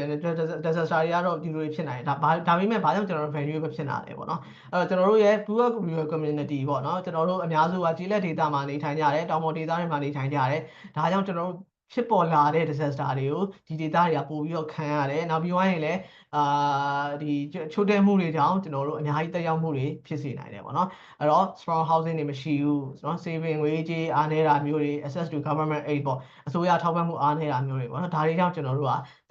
ပို့ပြီးတော့ခံစားရတယ်နောက်ပြီးရင်အမျိုးသမီးငယ်တွေနဲ့ကလေးငယ်တွေပေါ့နော်ကျွန်တော် disaster အမျိုးမျိုးလေ့လာကြည့်တဲ့အခါမှာအများဆုံးထိခိုက်ခံစားရတာအမျိုးသမီးနဲ့ကလေးငယ်တွေဖြစ်နေတာတော့တွေ့ရလိမ့်မယ်ပေါ့နော်အဲ့တော့ကျွန်တော်တို့မြန်မာနိုင်ငံမှာလည်းဒါကိန်းဂဏန်းတွေရဆိုရင်အမျိုးသမီးဥယေအရင်များတယ်ပေါ့နော်ဒါကြောင့်လည်းကျွန်တော်တို့ဒီထိခိုက်မှုတွေမှာအမျိုးသမီးတွေနဲ့နောက်ကလေးတွေကပို့ပြီးတော့ဖြစ်နေတာသွားပြီးတော့တွေ့ရတယ်ပေါ့နော်ဆိုတော့ဒါကလည်းကျွန်တော်သတိထားမယ်တစ်ချက်တည်းမှာပါတယ်နံပါတ်3အချက်ကကျတော့ကျွန်တော်တို့ elderly people and people with disability ပေါ့နော်ကျွန်တော် PWD လို့ခေါ်တာပေါ့ဆိုတော့ဒီအသက်ကြီးရွယ်တွေနဲ့ကျွန်တော်တို့မတန်ဆွမ်းနေအပေါ်မှာလည်းကျွန်တော်တို့မြန်မာနိုင်ငံနဲ့ဘာတွေပြင်ဆင်ထားပြီးပြီနဲ့เนาะအခုလို disaster တွေနဲ့ပတ်သက်ပြီးတော့ဘယ်လောက်ထိပြင်ဆင်ထားလဲဒါမျိုးတွေမှာအများကြီးအားနည်းနေသေးတယ်ပေါ့နော်ဒါကြောင့်လည်းဒီလူတွေအတွက်ကျွန်တော်တို့အများကြီးစဉ်းစားထားဖို့လိုတယ်ပေါ့နော်ဆိုလိုကြပါဆိုအခုငရေလှုပ်တယ်ငရေလှုပ်တဲ့အခါမှာကျွန်တော်တို့ရဲ့အဖေတွေအမေတွေအဖိုးတွေအဖွားတွေကျွန်တော်တို့ဆွဲခေါ်ဖို့စဉ်းစားကြရတယ်ပေါ့နော်ဒါပေမဲ့အများစုကကျတော့ကိုယ့်အကိုပြေးရတာနဲ့ဒီလူတွေကိုခေါ်ဖို့ကအချိန်မရတာမျိုးတွေတော့မဟုတ်လို့ကိုကတခါတည်းပါသွားတာမျိုးတွေဒါမျိုးတွေဖြစ်နိုင်တယ်အဲ့လိုပဲပေါ့ PWD တွေဆိုရင်သူတို့တော့မပြေးနိုင်တာအဲ့ဒါကိုသူတို့အတွက်ကူဖို့ကျွန်တော်တို့ဒီတန်ဆွမ်းတဲ့လူတယောက်ရှိဖို့လိုတယ်ပေါ့နော်ဆိုတော့အများကြီးပဲစဉ်းစားကြရတယ်အများကြီးရှိရပေါ့နော်ဆိုတော့ဒီအချက်တွေကြောင့်လည်းသူတို့က most vulnerable ဒီထဲမှာပါတယ်ပေါ့နော်ဒါကြောင့်ကျွန်တော်တို့က disaster planning တွေစဉ်းစားတဲ့အခါမှာသူတို့အတွက်ပါထည့်ပြီးစဉ်းစားဖို့လိုတယ်ပေါ့နော်နောက်ပြီး ethnic minority တွေပေါ့နော်ကျွန်တော်တို့ခုနကတိုင်းရင်းသားဒေသတွေမှာဆိုရင်လည်း government support နေတဲ့အခါမျိုးမှာတွေအခုဆိုရင်စစ်မှတ်ဖြစ်ပွားနေတဲ့အခါမျိုးမှာဆိုရင်လည်းကျွန်တော်တို့ဒီ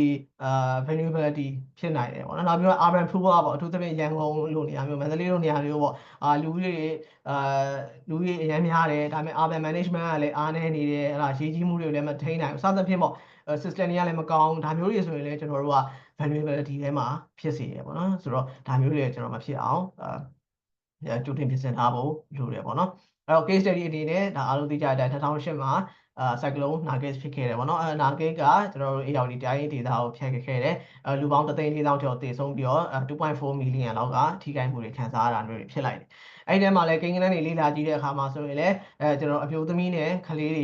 ဒီထဲမှာထိခိုက်မှုအများဆုံးတွေမှာသူတို့ကထိတ်ဆုံးနေရမှာရှိနေတာကိုသွားပြီးတွေ့ရတယ်ပေါ့နော်ဆိုတော့ဒီ case ကိုကြည့်မယ်ဆိုတော့ကျွန်တော် ARD တိုင်းကိုထိတယ်အဲ့တော့ ARD တိုင်းမှာအများစုကအိမ်တွေကကျွန်တော်တဲအိမ်လေးတွေနေထိုင်တာအဲ့ဒီအချိန်တော့ပေါ့နော်တဲအိမ်လေးတွေရှိတာပဲများတယ်ဆိုတော့အဲ့ဒီအချိန်မှာမုန်တိုင်းဝင်လာတဲ့အခါမှာအကုန်လုံးပျက်စီးရဲ့အသေးဆုံးတဲ့ဖြစ်စဉ်တွေဖြစ်ခဲ့ရတယ်ပေါ့နော်ဆိုတော့ဒါမျိုးတွေအတွက်ကျွန်တော်မဖြစ်အောင်နောက်ပိုင်းမှာပို့ပြီးတော့ပြင်ဆင်ထားဖို့လိုတယ်ပေါ့နော်ဟုတ်ပြီနောက်တစ်ခါကျတော့ case study နီပေါပေါ့နီပေါနိုင်ငံမှာဖြစ်ခဲ့တဲ့ငလျင်ပေါ့နော်သူကတော့2015ခုနှစ်မှာဖြစ်ခဲ့တာ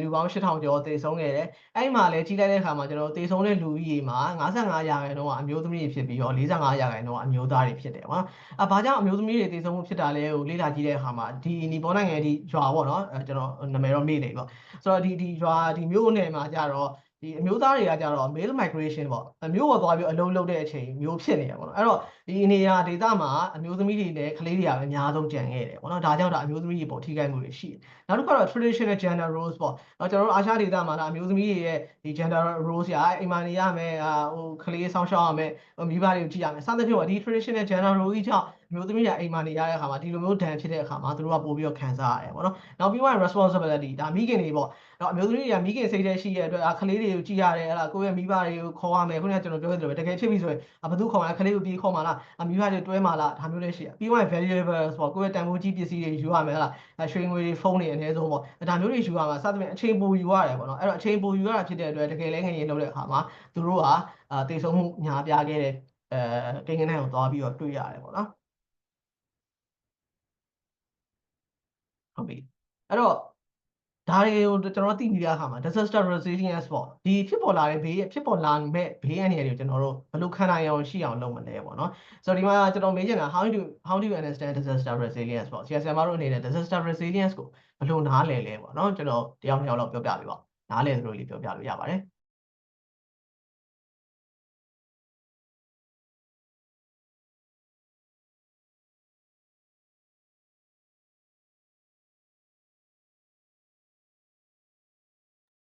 disaster resilience ပေါ့ဟုတ်ဘယ်လိုနားလဲပါလ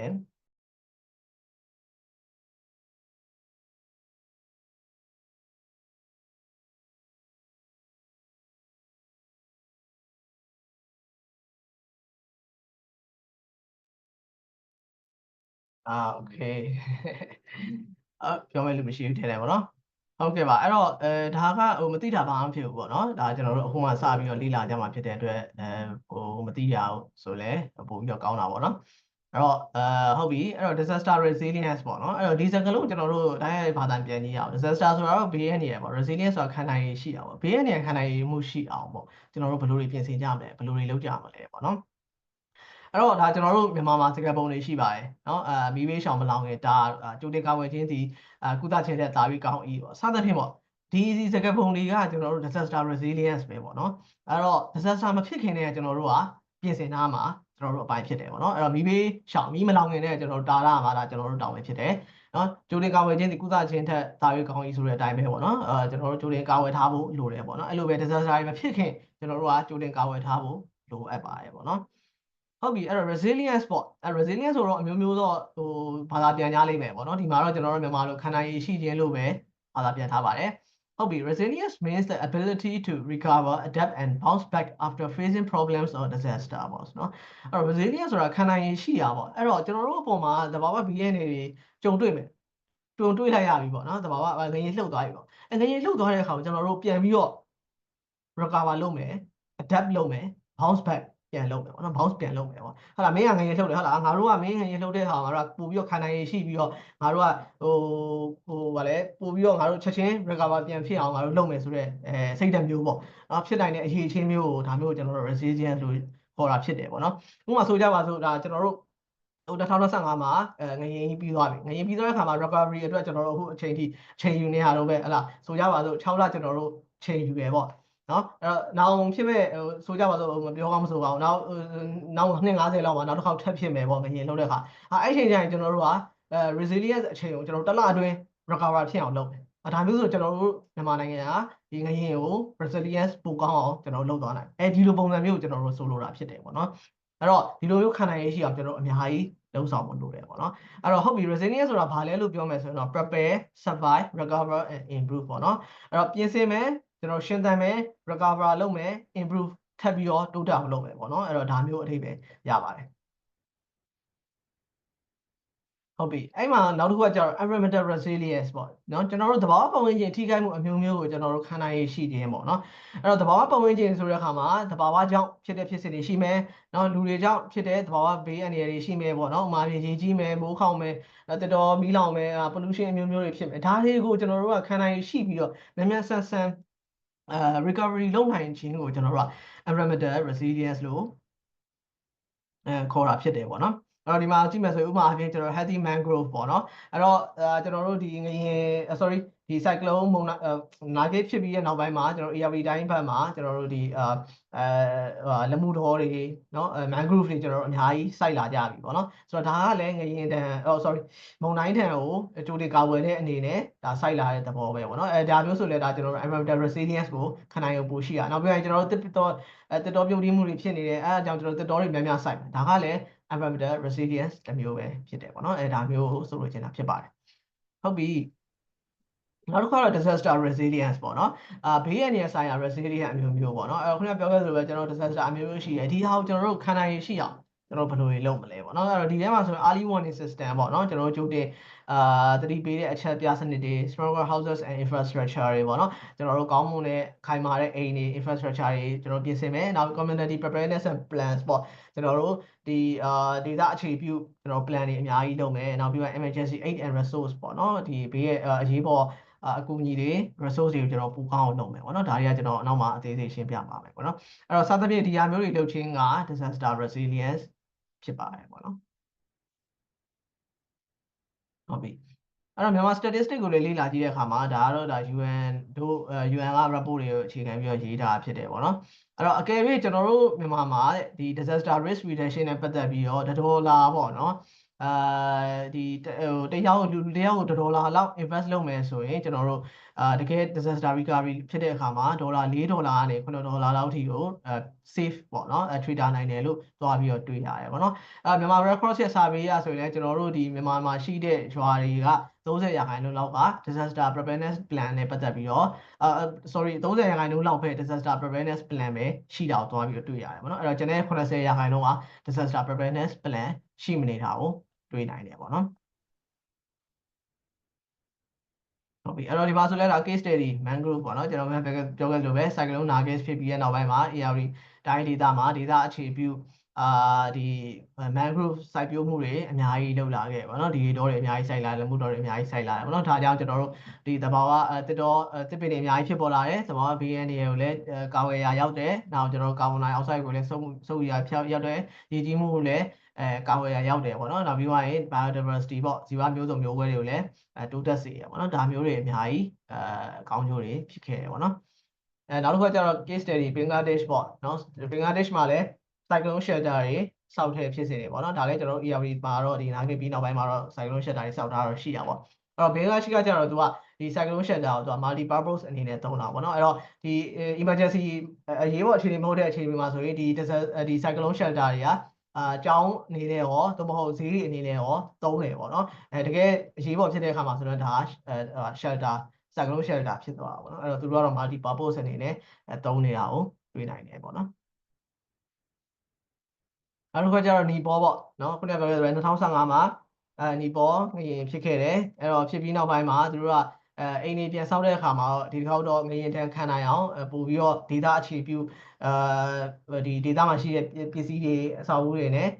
ပို့ပြီးတော့ခိုင်ခန့်အောင်စောက်တဲ့ဖြစ်စဉ်မျိုးတွေပေါ့နော် local design plus modern safety ပေါ့နော်ဒီလိုပုံစံမျိုးတွေနဲ့အိမ်တွေကိုပြန်ပြီးတော့စောက်တဲ့ဖြစ်စဉ်တွေရှိခဲ့တယ်ပေါ့နော်ဟုတ်ပြီအဲ့တော့ခုနကကျွန်တော်ပြောသွားတာတွေကဒါကောင်းတဲ့ resilience case study တွေဖြစ်တယ်ပေါ့နော်အဲ့တော့ခန္ဓာရည်ရှိတဲ့ဟာကျွန်တော်အမျိုးမျိုးသောဒီဘေးရန်တွေကိုကျွန်တော်တို့ခန္ဓာရည်ရှိအောင်ဘယ်လိုလုပ်ကြမလဲပေါ့နော်ဒါလေး case study နဲ့ပြောသွားဖြစ်တယ်နောက်တစ်ခါကျတော့ကျွန်တော်တို့က resilience လို့ပြောတဲ့အခါမှာတချို့ကကျတော့အမှတ်မှားတဲ့ဟာမျိုးတွေဒါဒီလိုလှုပ်ဆောင်ချက်ကတော့ဒါ resilience ဖြစ်တာပဲလို့အဲ့လိုမျိုးထင်နေတဲ့ဟာမျိုးတွေမှားနေတဲ့ practice မျိုးတွေရှိရပေါ့နော်ဆိုတော့ဒီမှာလည်းဒါကိုကျွန်တော် highlight လုပ်ပေးခြင်းတယ်ပထမတစ်ခုကတော့ misunderstood resilience 1ပေါ့နော်အဲ့တော့ကျွန်တော်တို့ဒီမြန်မာမှာရေကြီးမှုတွေခဏခဏဖြစ်တယ်မိုးရာသီရောက်ပြီဆိုရင်ရေကြီးပြီမိုးရာသီမဟုတ်လဲရေကြီးတာပဲပေါ့နော်မိုးနည်းနည်းလေးရွာတယ်ရေကြီးရဲ့ဖြစ်စဉ်တွေတွေ့ရတယ်နော်မြန်မာပြည်အနှံ့ပြားမှာပဲအဲ့တော့ဒီရေကခဏခဏကြီးတဲ့အခါမှာလူတွေကဒါကို adapt ဖြစ်လာရေကြီးတာပဲကွာမထူးဆန်းတော့ပါဘူးပေါ့ဒါမျိုးတွေဖြစ်လာဒါကကောင်းမွန်တဲ့ resilience ဟုတ်မနေဘူးပေါ့နော်ကျွန်တော်မတိကဆိုလည်းဒီကရင်ဘက်ကကျွန်တော်တပည့်လေးတယောက်အဲ့လိုသူတို့ဘက်မှာရေကြီးရပေါ့နှစ်စဉ်ကြီးနေတာဒီအချိန်ဆိုကြီးပြီဆရာတဲ့အဲ့တော့ညီတို့ဘာလုပ်လဲဆိုတော့ဘာမှမလုပ်ဘူးတဲ့ဒီတိုင်းပဲရေကြီးထားတဲ့အခါကိုအိမ်အောက်ရေကြီးလာပြီဆိုရင်အပေါ်ထဲကိုပစ္စည်းတွေရွှေ့လိုက်တာပဲပြီးမှရေကသူ့အလိုပြန်ကျသွားရပေါ့နော်ဆိုတော့အဲ့ဒါကိုကြားတဲ့အခါမှာကျွန်တော်နည်းနည်း short ရသွားရပေါ့နော်ဆိုတော့ဒါကဘာကိုပြရလဲဆိုရင် misunderstood resilience ပေါ့ကျွန်တော်ကျင်သားရသွားမကောင်းတဲ့ဟာကိုကျင်သားရသွားတဲ့ဖြစ်စဉ်ကြီးပေါ့နော်အဲ့တော့ဒါမျိုးဆိုရင်ကျွန်တော်တို့က resilient လို့မခေါ်တော့ဒါက misunderstood မှားနေပြီသူမလွဲချော်နေပြီပေါ့နော်ဆိုတော့ဒါမျိုးဆိုရင်ကျွန်တော်တို့ကဘယ်လိုလုပ်မလဲဒါကိုကျွန်တော်တို့ပြန်ပြီးတော့ awareness ပေးဖို့လိုတယ်ပေါ့နော်အဲ့တော့ရေကြီးတာဘာကြောင့်ရေကြီးတာလဲဆိုတော့အဖြေရှာဖို့လိုမယ်နောက်ပြီးသွားရင်ဒါကိုကျွန်တော်မဖြစ်အောင်တားဆီးဖို့လိုမယ်ကာဝယ်ဖို့လိုမယ်အကယ်၍ရေကြီးပြီဆိုရင်ရောကိုယ့်ရဲ့ဒီဒီအသက်အိုးအိမ်စီးစိမ်တွေကိုထိခိုက်မှုမရှိအောင်ကျွန်တော်တို့ဘယ်လိုတွေလုပ်ကြမလဲစသဖြင့်ပေါ့ဒါမျိုးတွေကျွန်တော်တို့က awareness တွေအများကြီးပေးဖို့လိုတယ်ဆိုတော့ကျွန်တော်သွားပြီးတော့သိလိုက်ရတယ်ပေါ့နော်ဟုတ်ပြီအဲ့တော့ဒီမှာဆိုကြပါစို့ရေကြီးတဲ့ဖြစ်စဉ်မှာ risk အနေနဲ့ဘာရှိလဲဆိုတာရေနဲ့အတူပေါ့မျောပါသွားနိုင်တယ် waterborne disease ပေါ့နော်ရေနဲ့ဆိုင်တဲ့ယောဂမျိုးတွေဝမ်းပြက်ဝမ်းလျှောယောဂတွေစသဖြင့်ဒါမျိုးတွေကြုံရနိုင်တယ်ပေါ့နော်နောက်ပြီးရင်ကျွန်တော်တို့ဒီရေကြီးတာတော်တော်နဲ့ရေကမကြတော့ဘူးဆိုရင်ကျွန်တော်အိမ်တွေပျက်စီးသွားမယ်ကျောင်းတွေပျက်စီးသွားမယ်ဒါမျိုးဆိုရင်ကျွန်တော် education loss တွေဖြစ်ပေါ်နိုင်တယ်ပေါ့နော်အဲဒါကြောင့် lesson learned အနေနဲ့ကြာ resilience is not just being used to hardship it means having system to reduce risk and improve safety ပေါ့နော်အဲ့တော့ resilience ပေါ့ကလေးတွေအခုလိုပုံထဲမှာလိုရေထဲမှာပျော်နေရမယ်မင်းဘာဖြစ်တာလဲပေါ့ဆိုတော့မှန်ပါတယ်ဒါပေမဲ့ဒါကကောင်းတဲ့resilience ဟုတ်မနေဘူးပေါ့နော်အဲ့တော့ကျွန်တော်ခုနကပြောသလိုဒါကြီးကမကောင်းပါဘူးမင်းကလည်းဘာဖြစ်တာလဲပေါ့ဆိုတော့ဟုတ်ပါတယ်ကျွန်တော် hardship ပေါ့ပြောရတာတော့နည်းနည်းဖြစ်နေမယ်ခက်နေမယ်ဒါပေမဲ့ဒါကဒီလိုချင်းကျွန်တော်တို့ရဲ့အသက်အိုးအိမ်စီးစိမ်တွေနဲ့ long term ကိုကျွန်တော်တို့ကြည့်ရတာဖြစ်တယ်ပေါ့နော်ဒါ reduce risk ဖြစ်စေခြင်းနဲ့ improve safety လူတွေရဲ့အသက်အိုးအိမ်စီးစိမ်တွေကိုကျွန်တော်တို့က ကာဝယ်ပေးစေချင်တယ်ဒါကြောင့် resilience ရှိဖို့လိုတယ်လို့ပြောတာပေါ့နော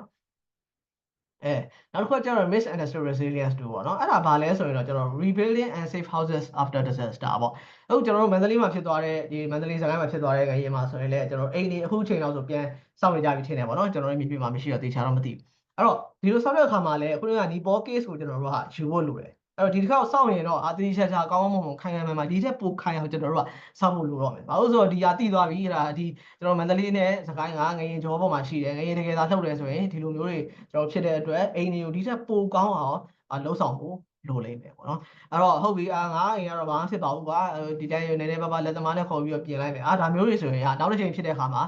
ဒီထက်ပိုပြီးတော့အခြေအနေဆိုးတာလည်းဖြစ်ကောင်းဖြစ်သွားနိုင်တယ်เนาะအဲ့တော့ဒါမျိုးဆိုရင်ကျွန်တော် misunderstood resilience ပေါ့ဒီလိုမျိုးဆိုရင်လုံးလုံးမရအောင်ကျွန်တော်ပညာရှင်နဲ့တိုင်ပင်တင်တယ်တည်တည်ချာချာငွေကုန်ခံပြီးတော့စောက်တင်တယ်နောက်အစိုးရဘက်ကလည်းဒီ government aid တွေအနေနဲ့လည်းဗာများအထက်ကူညီပေးလို့ရမယ်ပေါ့เนาะစသဖြင့်ဒါမျိုးတွေကျွန်တော်တို့ကပေါင်းဆက်ပြီးတော့လုပ်ဖို့လိုအပ်တာပေါ့နောက်တစ်ခုကကျွန်တော် misunderstood resilience 3เนาะအဲ့ဒါကျတော့ too much relying only on religious belief without preparation ပေါ့เนาะအဲ့တော့ဒီဒါကတော့ကျွန်တော်တို့မြန်မာမှာတော့သိတော့မတွေ့ရပါဘူးเนาะဆိုလိုချင်တာကတော့ဗာလဲကိုယ့်ရဲ့ဒီဘယ်လိုပြောမလဲကိုယ့်ရဲ့ယုံကြည်မှုပေါ်မှာအများကြီးအရင်အလိုချိုယုံကြည်လိုက်တာပေါ့နော်ဆိုကြပါစို့ငါဖះရှိခိုးနေငါတို့ငါယုံကြည်မကြီးတော့ဘူးဆိုတာပြောပေါ့နော်ဆိုတော့ဘာသာရေးလဲလောက်တာလို့ပေါ့ဒါပေမဲ့လည်းလက်တွေ့တက်လဲစဉ်းစားပေါ့အဲ့တော့ရေးကြီးတာကတော့ကြီးမှာပဲပေါ့နော်အဲ့တော့ရေးကြီးမှာဖြစ်တဲ့အတွက်ဒါကိုဘယ်လိုမျိုး emergency plan တွေဆွဲမလဲငါဘယ်ကိုပြေးမလဲပေါ့အိမ်ထဲမှာကိုလှုပ်ထိုင်ပြီးတော့ငရေလှုပ်တယ်ဆိုရင်တော့ပေါ်တော့ပြုံးမကြပါနဲ့ဖះဆိုပြီးလုံးမရဘူးပေါ့နော်အဲ့ဒါမျိုးပြေးရရှိပြေးရမှာပဲပေါ့နော်အဲ့တော့ too much relying လုပ်ဖို့မလို့လောက်တာမကောင်းပေါ့နော်practical action နဲ့ကျွန်တော်တွဲပြီးတော့လှုပ်ဆောင်မှုလိုတာပေါ့နော်နောက်ပြီးတော့ culture practice ပေါ့ဒါတော့ကျွန်တော်တိုင်းရင်းသားဒေသတွေမှာသူတို့ရဲ့ဒေသအလိုက်culture တွေရှိမှာပေါ့နော်ဒီရဲ့ပုံမှာလည်းကျွန်တော်တို့ချင်းပေါင်းဆက်ပြီးတော့လှုပ်ဆောင်မှုလိုတာပေါ့နောက်တစ်ခါကျတော့ too much relying on donations and aid ပေါ့เนาะကျွန်တော်တို့က BNN တွေဖြစ်ပြီးဆိုတော့နိုင်ငံတကာအကူအညီတွေရောက်လာပြီးသို့မဟုတ်ကျွန်တော်တို့ local ကလူတွေလည်းလှူကြပါတယ်ကျွန်တော်မြန်မာနိုင်ငံကအရင်အလှူတန်းမှာရရောကြရတယ်ပေါ့နော်ဒါပေမဲ့အဲ့ဒါကိုကြားတဲ့အခါမှာ resilience အနေနဲ့ adapt ဖြစ်လာတယ်ပေါ့ငါကတော့ဘာမှမလုပ်ကိုလှုပ်ထိုင်မယ်ငါလာလှူမှာပဲဆိုတဲ့အတွေးမျိုးဝင်သွားတယ်ပေါ့ဆိုတော့ဒါကလည်းကောင်းမွန်တဲ့ resilience ဟုတ်မနေဘူးပေါ့နော်အဲ့တော့ဒါကြောင့် too much relying on donations and aid လုပ်ဖို့မလုပ်ပါဘူးပေါ့နော်အဲ့ဒါကြောင့်သူတို့လာလှူတဲ့ဟာကိုလည်းယူလိုက်မယ်ဒါပေမဲ့ငါလည်းဘယ်လိုမျိုးဘယ်လိုပြောမလဲခံနိုင်ရရှိအောင်သို့မဟုတ်ဒီတက်ငါဒီတက်အဆင်ပြေအောင်ကိုယ့်ဘာကိုဘယ်လိုလုပ်မလဲဆိုတဲ့ဟာမျိုးလည်းကျွန်တော်တို့ကထည့်သွင်းစဉ်းစားဖို့လိုတယ်ပေါ့နော်ဒါကြောင့်လည်း too much rely လုပ်ဖို့မလုပ်ပါဘူးပေါ့နော်ဟုတ်ပါပြီဆိုတော့ဒီမှာကျွန်တော် case study တစ်ခုထည့်ပေးထားရပါတော့ဖိလစ်ပင်းမှာ2013ခုနှစ်ကဒီ typhoon Haiyan တိုက်သွားတယ်ပေါ့နော်ဒီသူတို့ typhoon Haiyan ကြောင့်အိမ်တွေအများကြီးပျက်စီးတယ်လူပေါင်း6300ကျော်သေပြီးတော့လူ4သန်းလောက်ရွှေ့ပြောင်းနေထိုင်ရတဲ့ဖြစ်စဉ်တွေဖြစ်ခဲ့တယ်ပေါ့နော်အဲ့တော့အဲ့မှာသူတို့ခုနကပြောသလိုပဲအကူအညီတွေအများကြီးလာပေးကြတယ်နိုင်ငံတကာတွေလူကြတန်းကြတဲ့အခါမှာပထမဒီ community ကဘာမှမလုပ်ဘူးပေါ့နော်ဒီတိုင်းပဲထိုင်နေကြရဲပေါ့နော်လားနဲ့ချီပြီးတော့အစားအသောက်တွေလည်းလာလှူတဲ့ဟာနဲ့ပဲစားတယ်ငွေကြေးဆိုလည်းလာလှူတဲ့ငွေကြေးတွေနဲ့ပဲရက်တည်ကြရဲပေါ့နော်အဲ့တော့အဲ့မှာအစိုးရနဲ့ဒီ NGO တွေနဲ့နိုင်ငံတကာအဖွဲ့အစည်းတွေနဲ့ပေါင်းစပ်မှုကလည်းတဖြည်းဖြည်းနဲ့လျော့လာတယ်ပေါ့နော်လျော့လာပေါင်းစပ်မှုတွေလုပ်တဲ့အခါမှာဒီ community local participation ပေါ့နော်ဒီ dataပေါင်းရင်မှုကမရှိသလောက်တွေ့သွားရတယ်ပေါ့နော်ဆိုတော့ဒါမကောင်းတဲ့လက္ခဏာပေါ့အဲ့မှာဒါဖိလစ်ပိုင် government ကနောက်ပိုင်း community resilience program ဆိုပြီးတော့ပြန်လုပ်တယ်ပေါ့နော်အဲ့တော့လူလူကိုပြန်ပြီးတော့အသိပညာပေးတယ်အစိုးရငွေကြေးထောက်ပံ့အထောက်ပံ့နေပေါ့နော်ပညာထောက်ပံ့နေ sorry ဒီပညာထောက်ပံ့နေပေးတယ်နောက်အိမ်ဆောက်ဖို့တဲ့အခါမှာပို့ပြီးတော့ခိုင်မာတဲ့အိမ်ဆောက်ဖို့တွေဤပညာတွေငွေကြေးတွေထောက်ပံ့ပေးတာမျိုးတွေပေါ့နော်ဒါမျိုးတွေပြန်ပြီးတော့လုပ်ခဲ့ရတဲ့ဖြစ်စဉ်မျိုးတွေဖြစ်ခဲ့တယ်ပေါ့နော်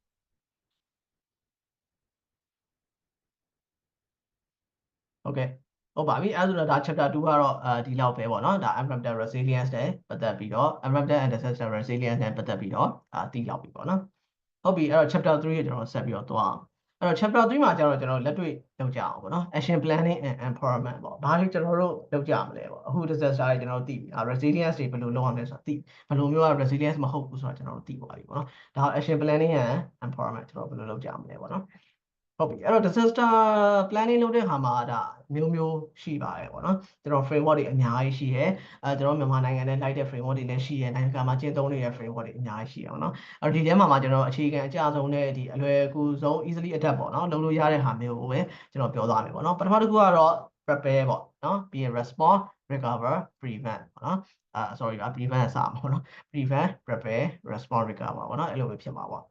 ့ဟုတ်ပါပြီအဲ့တော့ပထမဆုံးအနေနဲ့ကျတော့ prevent ပေါ့ကျွန်တော်တို့ဖြစ်ပေါ်လာနိုင်တဲ့ disaster တွေကျွန်တော်မဖြစ်အောင်တားမယ်ပေါ့နော်အဲ့တော့တားနိုင်များတားမယ်အခုနကပြောသလိုပဲကျွန်တော်တို့တားလို့ရတာတားမယ်ပေါ့ရေကြီးတာမျိုးတော့ကျွန်တော်တားလို့ရတယ်နော်ငရေလောက်တာကြတော့ကျွန်တော်တားလို့ရတယ်မရဘူးเนาะအဲ့တော့တားလို့ရနိုင်တဲ့ disaster မျိုးကျွန်တော်တို့တားမယ်။နောက်မုန်တိုင်းဝင်နိုင်တယ်မုန်တိုင်းဝင်အောင်မလာပါနဲ့ငါတို့စီမလာပါတခြားနိုင်ငံသွားပါဆိုပြီးတော့ကျွန်တော်တို့ဆူတောင်းနေလို့လည်းမရအောင်။အဲ့တော့မုန်တိုင်းဝင်လာရင်ငါတို့ခံနိုင်ရရှိအောင်ကျွန်တော်တို့တစ်ပင်တွေအများကြီးစိုက်မယ်။အဲ့ဒါဒီတွေတော့အများကြီးစိုက်မယ်။ဒါမျိုးဆိုရင်ကျွန်တော်တို့မုန်တိုင်းကိုထန်တတာစေမယ်။အဲ့ဒါအိမ်ကိုခိုင်ခိုင်မာမာတွေစောင့်မယ် shelter တွေကောင်းကောင်းစောင့်မယ်။ဒါတွေကလည်းကျွန်တော် prevention တနည်းပဲဖြစ်ပါတယ်။နော်နောက်ပြီးရင်ခုနပြောလို့ရေကြီးတဲ့ဖြစ်စဉ်တွေရှိမယ်အဲ့တော့ရေမကြီးအောင်ရေကဘာလို့ကြီးရလဲမြေကနေမြေရေတွေဘာလို့တက်လာလဲပေါ့ဒီမြေရေကဘာကြောင့်တက်လာလဲဆယ်တွေကြောင့်လားသူတို့ဘယ်ကနေစီးဆင်းလာလဲစသဖြင့်ပေါ့ဒါမျိုးအစားကျွန်တော်တို့အဖြေရှာမယ်ပေါင်းဆက်ပြီးတော့လုပ်ကြမယ်ပေါ့နော်ပြီးရင် educating ပေါ့ education ကတော့အမြဲတမ်းပါနေမှာပေါ့နော်လူတွေကိုကျွန်တော်အသိပညာတွေပေးမယ်နော် disaster နဲ့ပတ်သက်ပြီးလည်းဖြစ်နိုင်တယ် environmental နဲ့ပတ်သက်ပြီးလည်းဖြစ်နိုင်တယ်ပေါ့နော်ဒါမျိုးတွေကျွန်တော် awareness တွေပေးမယ် awareness တွေရှိသွားပြီဆိုရင်တကယ်ဖြစ်တဲ့အခါမှာငါတို့ဘယ်လိုလုပ်ရမလဲဒါကလည်း prevention တမျိုးဖြစ်ပါတယ်ပေါ့နော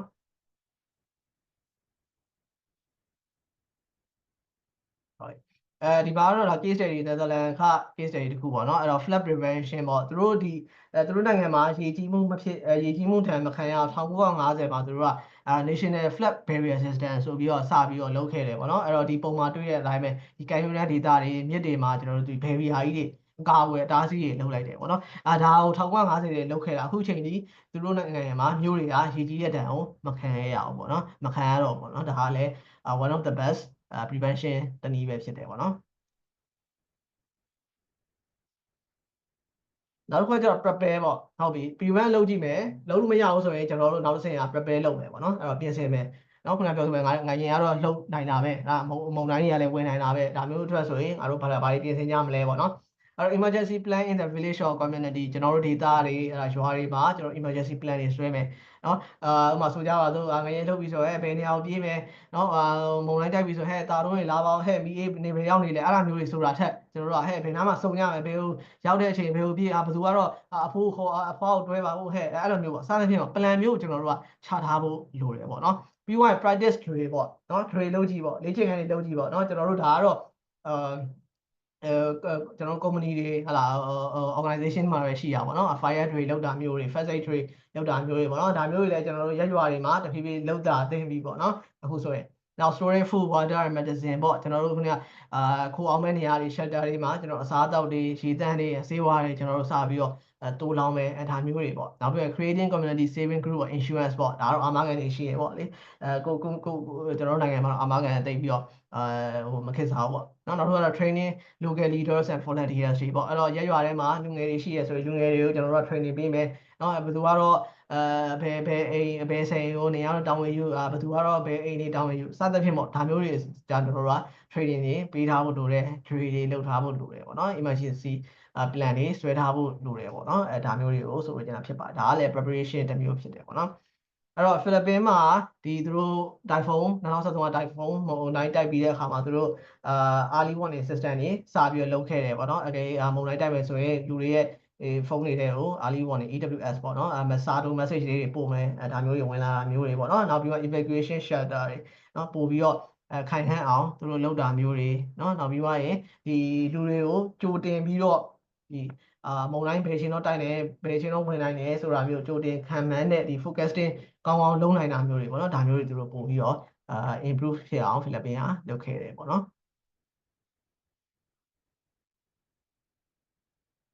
ဟုတ်ပြီနောက်တစ်ဆင့်ကကျတော့ response ပေါ့နော်ကျွန်တော်တို့ disaster ဖြစ်သွားပြီဖြစ်သွားတဲ့အခါမှာလည်းကျွန်တော်တို့ကမြန်မြန်ဆန်ဆန် response လုပ်ခြင်းဟာလူတွေရဲ့အသက်ကိုအများကြီးကယ်တင်နိုင်တယ်ပေါ့နော်အခုဒါကျွန်တော်ငရေရဲ့ဖြစ်စဉ်ပဲကြည့်ပေါ့နော်နိုင်ငံတကာအကူအညီတွေရောက်တယ် response တွေမြန်မြန်လုပ်ကြတယ်ဒါပေမဲ့အဲအကြောင်းလည်းဒီအပျက်စီးပုံတွေကြားထဲကလူတွေတော်တော်များများကယ်တင်နိုင်တယ်ကံမကောင်းစွာလည်းမကယ်တင်နိုင်တဲ့လူတွေလည်းရှိရပါပေါ့အဲ့တော့ response မြန်မြန်လုပ်လေကျွန်တော်တို့ကအများကြီးလူတွေရဲ့အသက်ကိုကယ်တင်နိုင်တယ်အများကြီးငွေကြေး save ဖြစ်နိုင်တယ်ပေါ့နော်အဲအကြောင်းကျွန်တော်တို့တန်းနိုင်သမျှလူတွေကိုဖြစ်ပြီးဆိုတာလည်းစင်ပြေနော် safe place ပေါ့မြန်မြန်ရောက်အောင်သွားနော်ပြီးရင်အစားအသောက်ရေ health care ဒါတွေကျွန်တော်တို့ကောင်းအောင်လုပ်ဖို့လိုမယ် search and rescue ကလည်းနောက်ကနေလိုက်ဖို့လိုမယ်နောက်ပြီးရင် local leaders တွေပေါ့နော်ကြေးပါလူတွေမျိုးနယ်လူတွေစသဖြင့်ပေါ့နော်ခေါင်းဆောင်တွေကျွန်တော်တို့က အစမပြတ် keeping communication လုပ်ဖို့လိုမယ်ပေါ့နော်အဲ့တော့ဒီမှာဆိုလဲ case study ကဘင်္ဂလားဒေ့ရှ်ရဲ့ cyclone shelter ပေါ့နော်အဲ့တော့ cyclone shelter ဘင်္ဂလားဒေ့ရှ်မှာဆိုရင်လည်းဒီသူတို့ရဲ့နိုင်ငံတောင်ပိုင်းပေါ့နော်ဒီဘင်္ဂလားပင်လယ်အော်နယ်ဒီရဲ့ဒေသတွေမှာဆိုရင် cyclone shelter တွေစောက်ပေးထားတာမျိုးရှိရဲနောက်ပြီး evacuation အတွက်သူတို့ radio တွေနော် EWS system တွေနဲ့ပေးတာမျိုးတွေရှိခဲ့တယ်ပေါ့နော်အဲ့တော့အဲ့ကြောင့်1991မှာဖြစ်ခဲ့တဲ့မုန်တိုင်းတစ်ခုမှာဆိုရင်လည်းသူတို့ဘင်္ဂလားဒေ့ရှ်ကဒီ system တွေလုပ်ခဲ့ခြင်းကြောင့်လူအသေးဆုံးမှုတွေရောခဲ့တာတွေကိုတွေ့ခဲ့ရတယ်ပေါ့နော်ဆိုတော့ဒါကလည်း EWS system တွေကောင်းလို့ပေါ့နော်နောက်တစ်ခုကတော့ recover ပေါ့နော်ဖြစ်သွားပြီးပြီကျွန်တော် recovery အတွက်မြန်မြန်ဆန်ဆန်လှုပ်ဆောင်ဖို့လိုတယ်ပေါ့နော်အဲ့တော့ return to normal life rebuild stronger and learn for next time ပေါ့နော်ကျွန်တော်တို့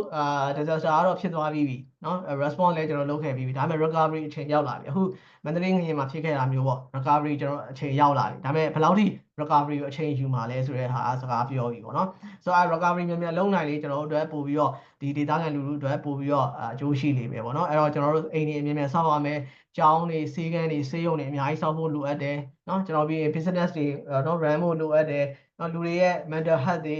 trauma တွေဒါတွေအများကြီးလုပ်ဖို့လိုအပ်တယ်နောက်ပြီးအထူးသဖြင့်ကလေးတွေပေါ့သူတို့အတွက်ပညာရေးတွေကျန်းမာရေးကျွန်တော်တို့အများကြီးထည့်သွင်းစဉ်းစားဖို့လိုသေးတယ်ပေါ့နော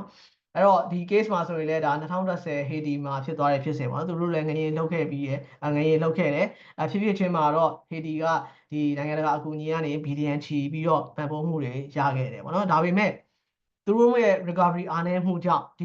ီခံရတဲ့ data ကလူတွေကဒီယာယီတဲတွေမှာပဲနှစ်ချီတော်တော်လေးကိုနေလိုက်ရတယ်သူတို့ပြန်ပြီးတော့သူတို့ရဲ့ဘယ်လိုလဲမူလအချိန်တွေပြန်ပြီးတော့မရောက်တော့ဘူးပေါ့နော်အဲ့တော့ဟိုဘက်ကအကူအညီတွေရက်တဲ့အခါမှာသူတို့ပြန်ပြီးတော့ sustainable ဖြစ်အောင်မလုပ်နိုင်တော့အဲ့ချိန်ကျမှအကုန်လုံးကတဲအဆင့်မှာပဲရှိသေးတယ်ပေါ့နော်ပြန်ပြီးတော့အိမ်တွေအဆင့်မရောက်တော့ဘူးပေါ့နော်စသဖြင့်ပေါ့ဒါမျိုးတွေကိုသူတို့နှစ်တော်တော်ချီကြာခဲ့ရတဲ့ဖြစ်စဉ်တွေဖြစ်ခဲ့တယ်ပေါ့နော်ဒါကြောင့်ဟေတီမှာဆိုရင် lost decade လို့ခေါ်တယ်ပေါ့နော်ဆယ်စုနှစ်များစွာအထိပါဒီငရေရဲ့ဒဏ်ကိုခံခဲ့ရတာတွေရှိခဲ့တယ်ပေါ့နော်အဲဒါကြောင့်ပညာရှင်တွေကပြောကြတယ်ပေါ့ငရေလောက်တာတော့ဒီမိနစ်ပိုင်းလေးပဲပေါ့ဒါပေမဲ့ဒီငရေရဲ့ဒဏ်ကိုခံရတာကျွန်တော်တို့ကနှစ်10ချီကြာတယ်အဲဒါကြောင့်လူသေးဆုံးမှုကပို့ပြီးတော့များတယ်ပေါ့နော်ဒါမျိုးတွေပြောခဲ့တဲ့ဒီပညာရှင်တွေရှိတယ်ပေါ့နော်ဆိုတော့ဒါကြောင့်လည်းကျွန်တော်တို့ကမြန်မြန် recovery လုပ်ဖို့လိုအပ်တာပေါ့ဟုတ်ပြီအဲ့တော့ဒီမှာကျွန်တော်ဥမာ good example နဲ့ bad example ဆိုပြီးတော့ကျွန်တော်ပြပေးထားတယ်ပေါ့နော်အဲ့တော့ဟုတ်ပြီ good example ပေါ့ကောင်းတဲ့ example အဲ့တော့အင်ဒိုနီးရှားမှာ2004ခုနှစ်ကဒါပို့ဆူနာမီဖြစ်သွားတယ်ဒါငရေကြောင့်ဖြစ်တာပဲပေါ့နော်အဲ့တော့ဆူနာမီ2004မှာဖြစ်သွားတယ်အဲ့တော့လူတွေအများကြီးသေတယ်အိမ်တွေအများကြီးပျက်စီးတယ်နော်အင်ဒိုနီးရှားလည်းမဟုတ်ဘူးဒါထိုင်းနေအထိပါရောက်တယ်ပေါ့နော်ဒါမျိုးတွေဖြစ်ခဲ့တယ်ဒါပေမဲ့သူက recovery ကိုမြန်မြန်ဆန်ဆန်နဲ့နော်နိုင်ငံတကာအကူအညီရောအစိုးရရဲ့ထောက်ပံ့ရောဒေသခံပြည်သူတွေပူးပေါင်းပါဝင်မှုရောလုပ်ချင်းကြောင့် stronger recovery ကိုမြန်မြန်ဆန်ဆန်နဲ့ပြန်ပြီးတော့ရောက်လာတယ်ပေါ့နော်အဲ့တော့ဒီပုံလေးကိုကြည့်လိုက်မယ်ဆိုရင်လည်းကွာခြားချက်ကိုသွားပြီးတော့တွေ့ရလိမ့်မယ်ပေါ့နော်poor example ပေါ့ခုနဟေတီကိုပဲပြောမှာပဲဟေတီမှာခုနပြောဆိုလိုပဲအကူအညီတွေရပါရဲ့နဲ့အစိုးရရဲ့အားနည်းခြင်းကြောင့် long term အတွက်မစဉ်းစားခဲ့ခြင်းကြောင့်နောက်လူတွေရဲ့ဒေသခံပြည်သူလူတွေပူးပေါင်းမှုအားနည်းခြင်းကြောင့်နောက်ဆုံးမှာဒီနလန်ကိုပြန်မထူနိုင်တဲ့အခြေအနေဖြစ်သွားခဲ့ရပါတော့ငွေကြေးဘီလီယံလာကုန်ပြီးတော့ဘီလီယံလာကုန်သွားတယ်ပြန်ပြီးတော့နလန်မထူနိုင်တဲ့အခြေအနေမျိုးဖြစ်ခဲ့တယ်ပေါ့နော်ဒါကြောင့်ကျွန်တော်တို့အခုအနည်းဆုံးဒီမန္တလေးနဲ့စကိုင်းနေပြီးတော့ပေါ့နော်ဒီမျိုးတွေမှာကျွန်တော်တို့အဲ့လိုမျိုးဖြစ်လို့မရဘူးပေါ့နော် recovery မြန်မြန်ကျွန်တော်တို့ပြန်လုံးပါရလိမ့်မယ်ပေါ့နော်ဟုတ်ပါပြီအဲ့တော့ disaster resilience ဆိုကျွန်တော်တို့ဘယ်လိုရှိအောင်လုပ်မလဲပေါ့နော်အဲ့တော့ဒီမှာတော့ကျွန်တော်တို့က community based planning ပဲကျွန်တော်အဓိကထားပြီး highlight ပြောမယ်ပေါ့နော်အဲ့တော့ data အခြေပြုplanning ဘယ်လိုလုပ်လဲပထမတစ်ခုက EWS ပေါ့ early warning system ပေါ့နော်ကျွန်တော်တို့EWS ပေါ့နောက်တစ်ခုကတော့ household preparedness ပေါ့နော်နောက်ပြီးရင်တတိယတစ်ခုကတော့ safe plans ပေါ့နော်နောက်တစ်ခုချင်းစီလေ့လာကြည့်အောင်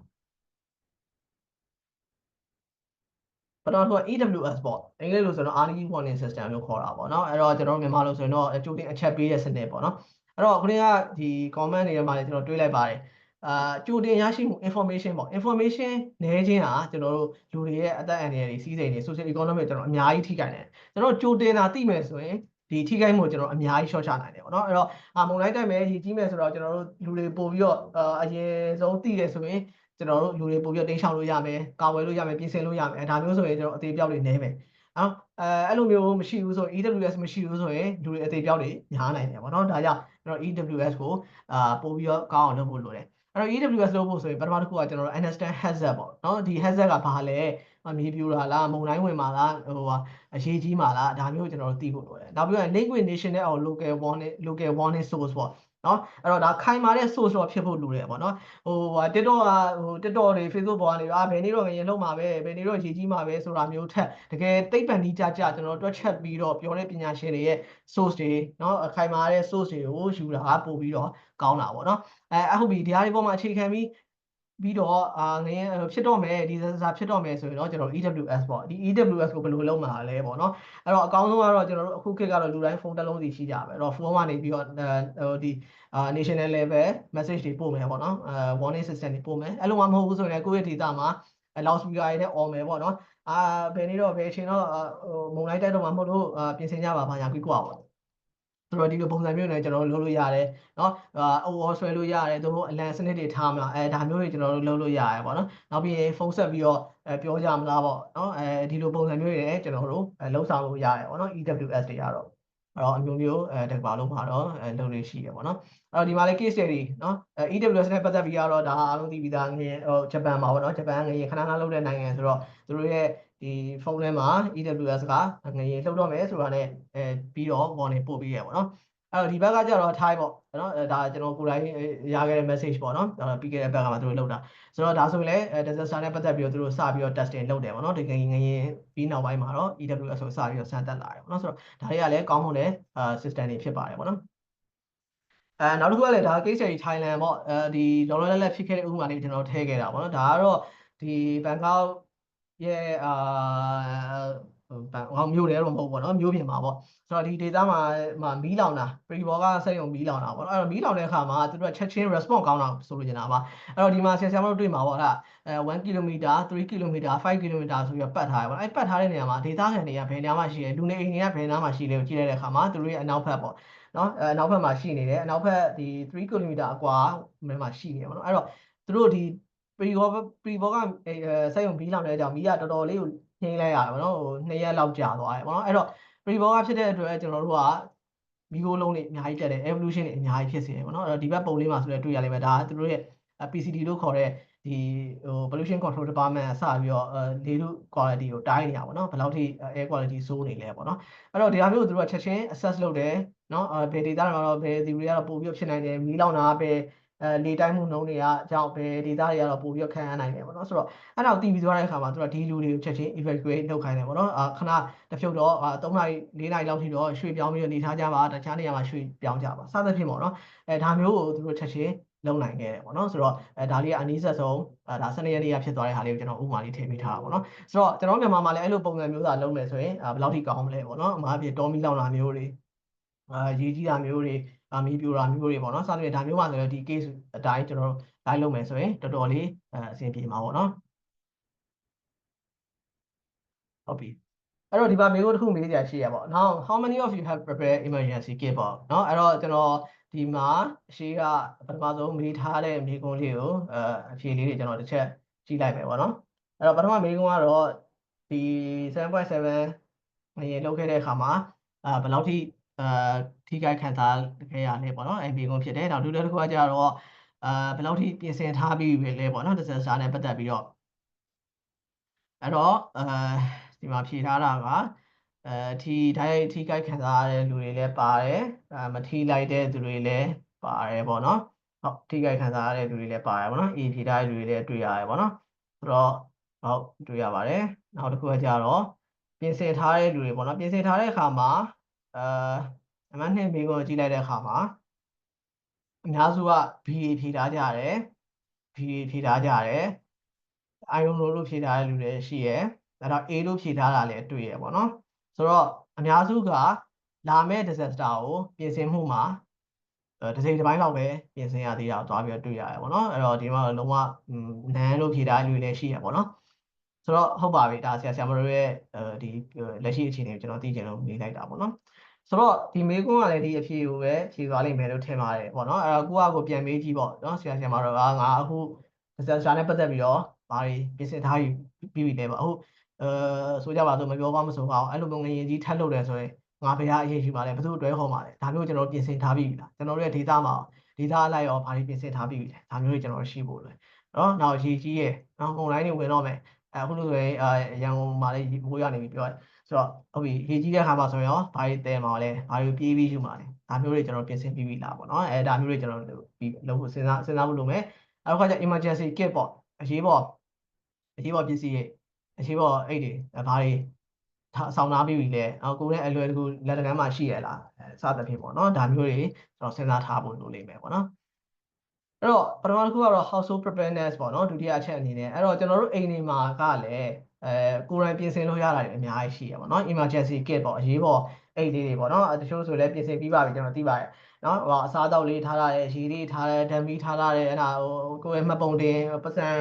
တ်စံထက်တော့ဒီမှတ်ပုံတင်တို့ passport တို့စသဖြင့်ပေါ့နော်အရေးကြီးတဲ့စာရွက်စာတမ်းတွေကိုယ်နဲ့အကြီးနားမှာထားတာမျိုးတွေပေါ့နော်ဒါမျိုးတွေကျွန်တော်တို့ရှိမယ်အဲ့ဒါကိုယ့်ရဲ့အိမ်ကိုဒီထက်ပိုပြီးတော့ခိုင်ခန့်အောင်စောက်တာမျိုးတွေအဲ့ဒါရေးကြီးမဲ့ဆိုရင်လည်းအကာအကွယ်တွေလုပ်ပေးထားတာမျိုးတွေဒါတွေလည်းလုပ်နေကြတာတွေတွေ့လိမ့်မယ်နော်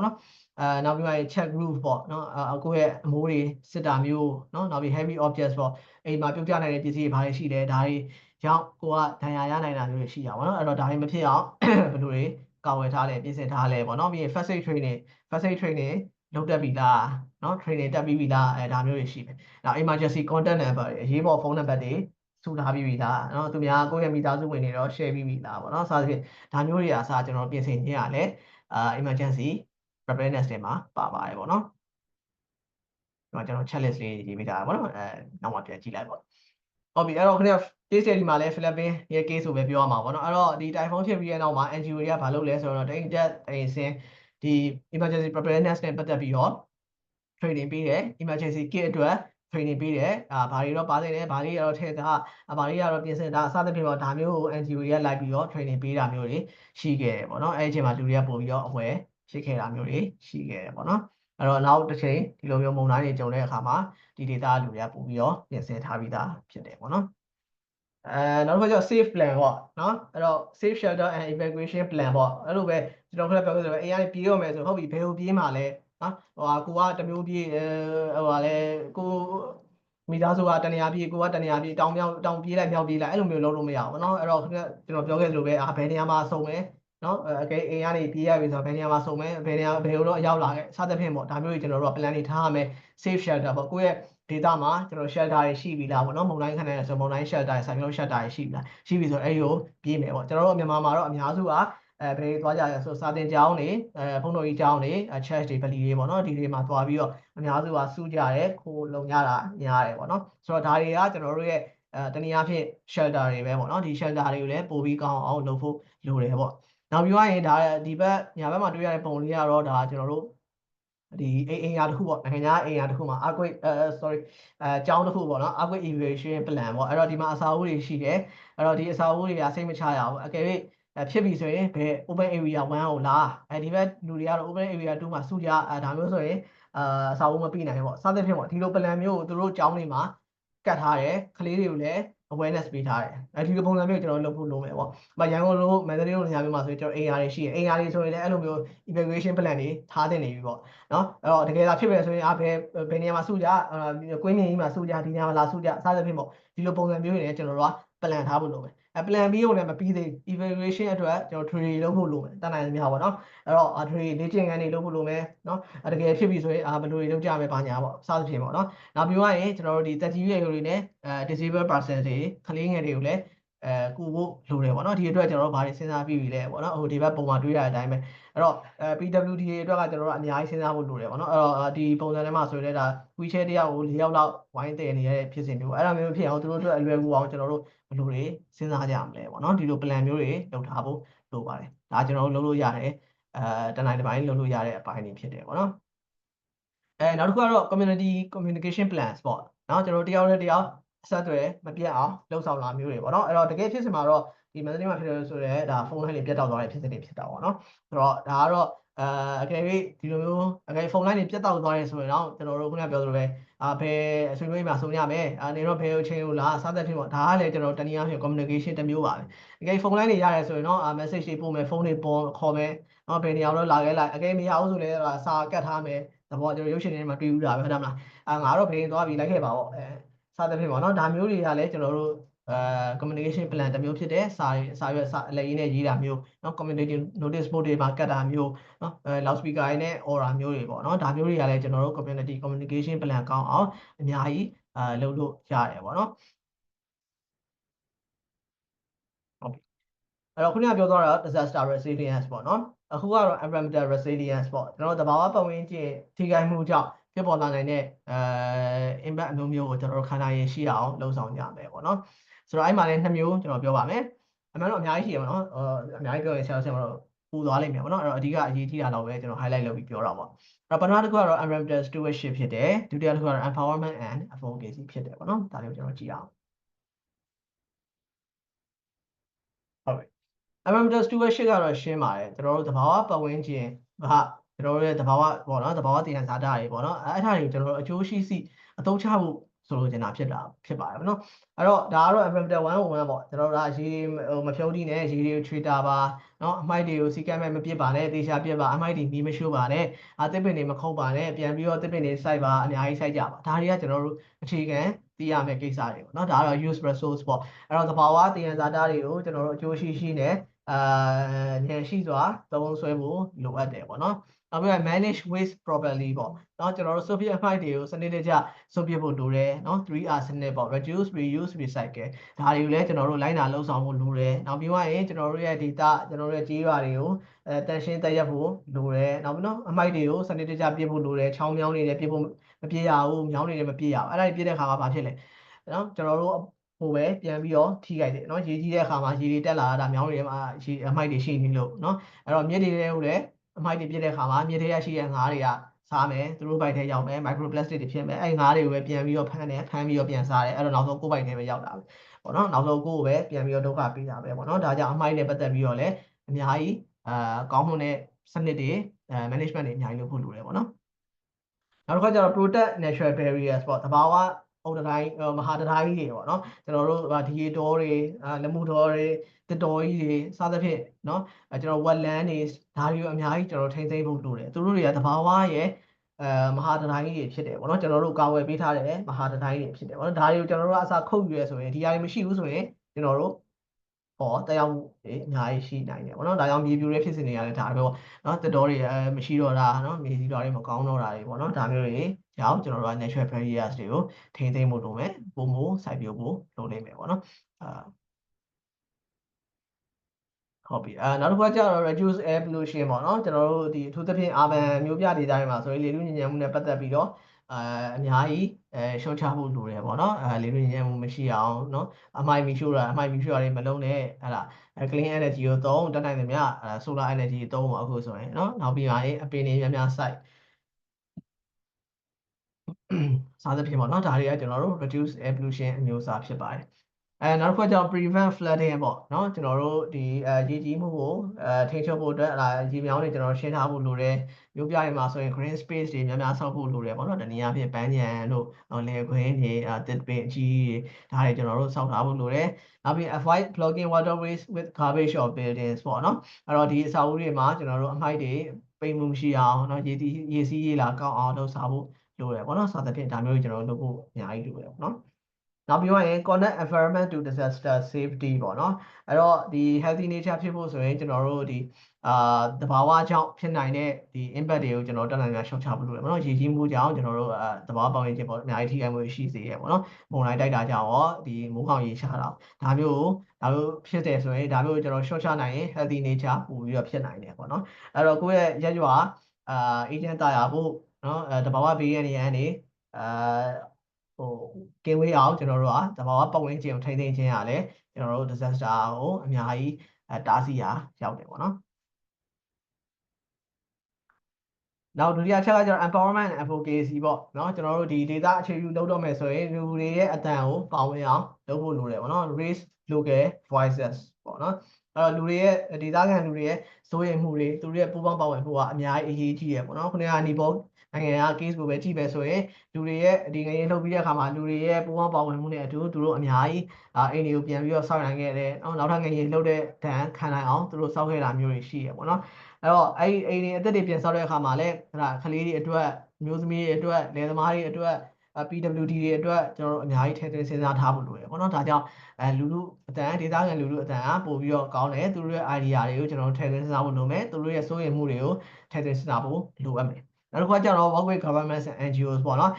ဒီအစိုးရပိုင်းနဲ့ NGO တွေနဲ့ပူးပေါင်းပြီးတော့ကျွန်တော်တို့အများကြီးလုပ်ဆောင်ဖို့လိုတယ်ပေါ့နော်training တွေပေးမလားဒီပညာအကူအညီတွေယူမလား awareness တွေယူမလားစသဖြင့်ပေါ့နော်ဒါမျိုးတွေကျွန်တော်တို့အများကြီးလုပ်ဆောင်ဖို့လိုအပ်သေးရပေါ့နော်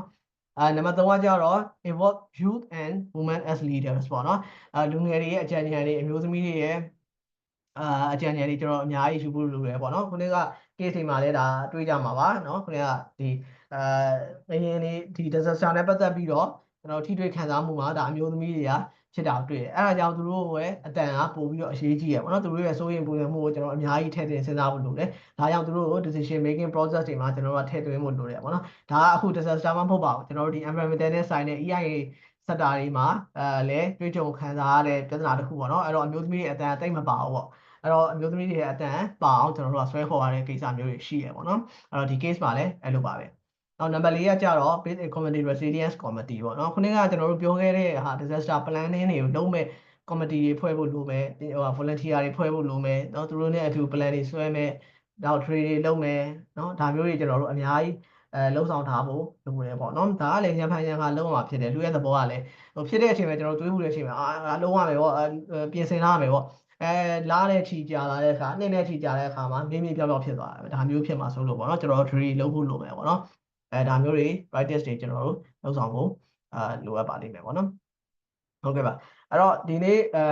ကျွန်တော်ရဲ့ဒီ knowledge sharing session လေးကတော့ဒီလောက်ပဲပေါ့နော်ဒါလေးကတော့ကျွန်တော် AI generate လုပ်ထားတာပါကျွန်တော်တို့မြန်မာမှာ natural disaster disaster planning နဲ့ပတ်သက်ပြီးတော့ကောင်းကောင်းမွန်မွန်လေးရှိပြီဆိုရင်တိုင်းပြည်ကဘယ်လိုဖြစ်သွားမယ်ဆိုတော့သူကဒီပုံလေးထုတ်ပြရပေါ့နော်ဟုတ်ကဲ့ပါအဲ့တော့ဒါလေးကတော့ကျွန်တော်ရဲ့ contact ပါဟိုနော်link လေးမှာလာပြီးတော့အထားလို့ရပါတယ်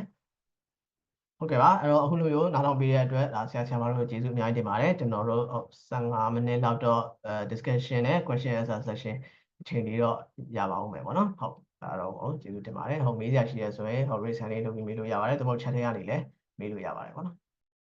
ဟုတ်ကဲ့ပါဆရာတမက်ဆေ့ချ်တင်ပါတယ်ကျွန်တော်တို့ဟောလေဒီ slide ကိုကျွန်တော်တို့ရမှာလားမသိဘူးဟုတ်ကဲ့ကျွန်တော်ကန်းကတော့ share ပေးလိုက်ပါမယ်နော်ဟုတ်ကဲ့ပါကျွန်တော်တို့ခင်လေ့လာဖို့တော့လေ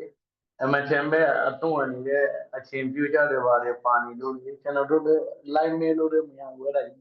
ခင်လေ့လာရှင်လို့ပါဗီဒီယိုရရင်လည်းပို့ကောင်းမှာပေါ့ဟုတ်ကဲ့ဆရာဟုတ်ကျေးဇူးများတင်ပါတယ်ဟုတ်ကျွန်တော် slide တော့ share ပေးလိုက်ပါမယ်ပေါ့နော်ဟုတ်ဗီဒီယိုကတော့ဟုတ်ကန်းကတော့ဘက်ကဟုတ်ဘယ်လိုစီစဉ်ပေးထားမလဲတော့မသိဘူးပေါ့နော်ဟုတ်ကဲ့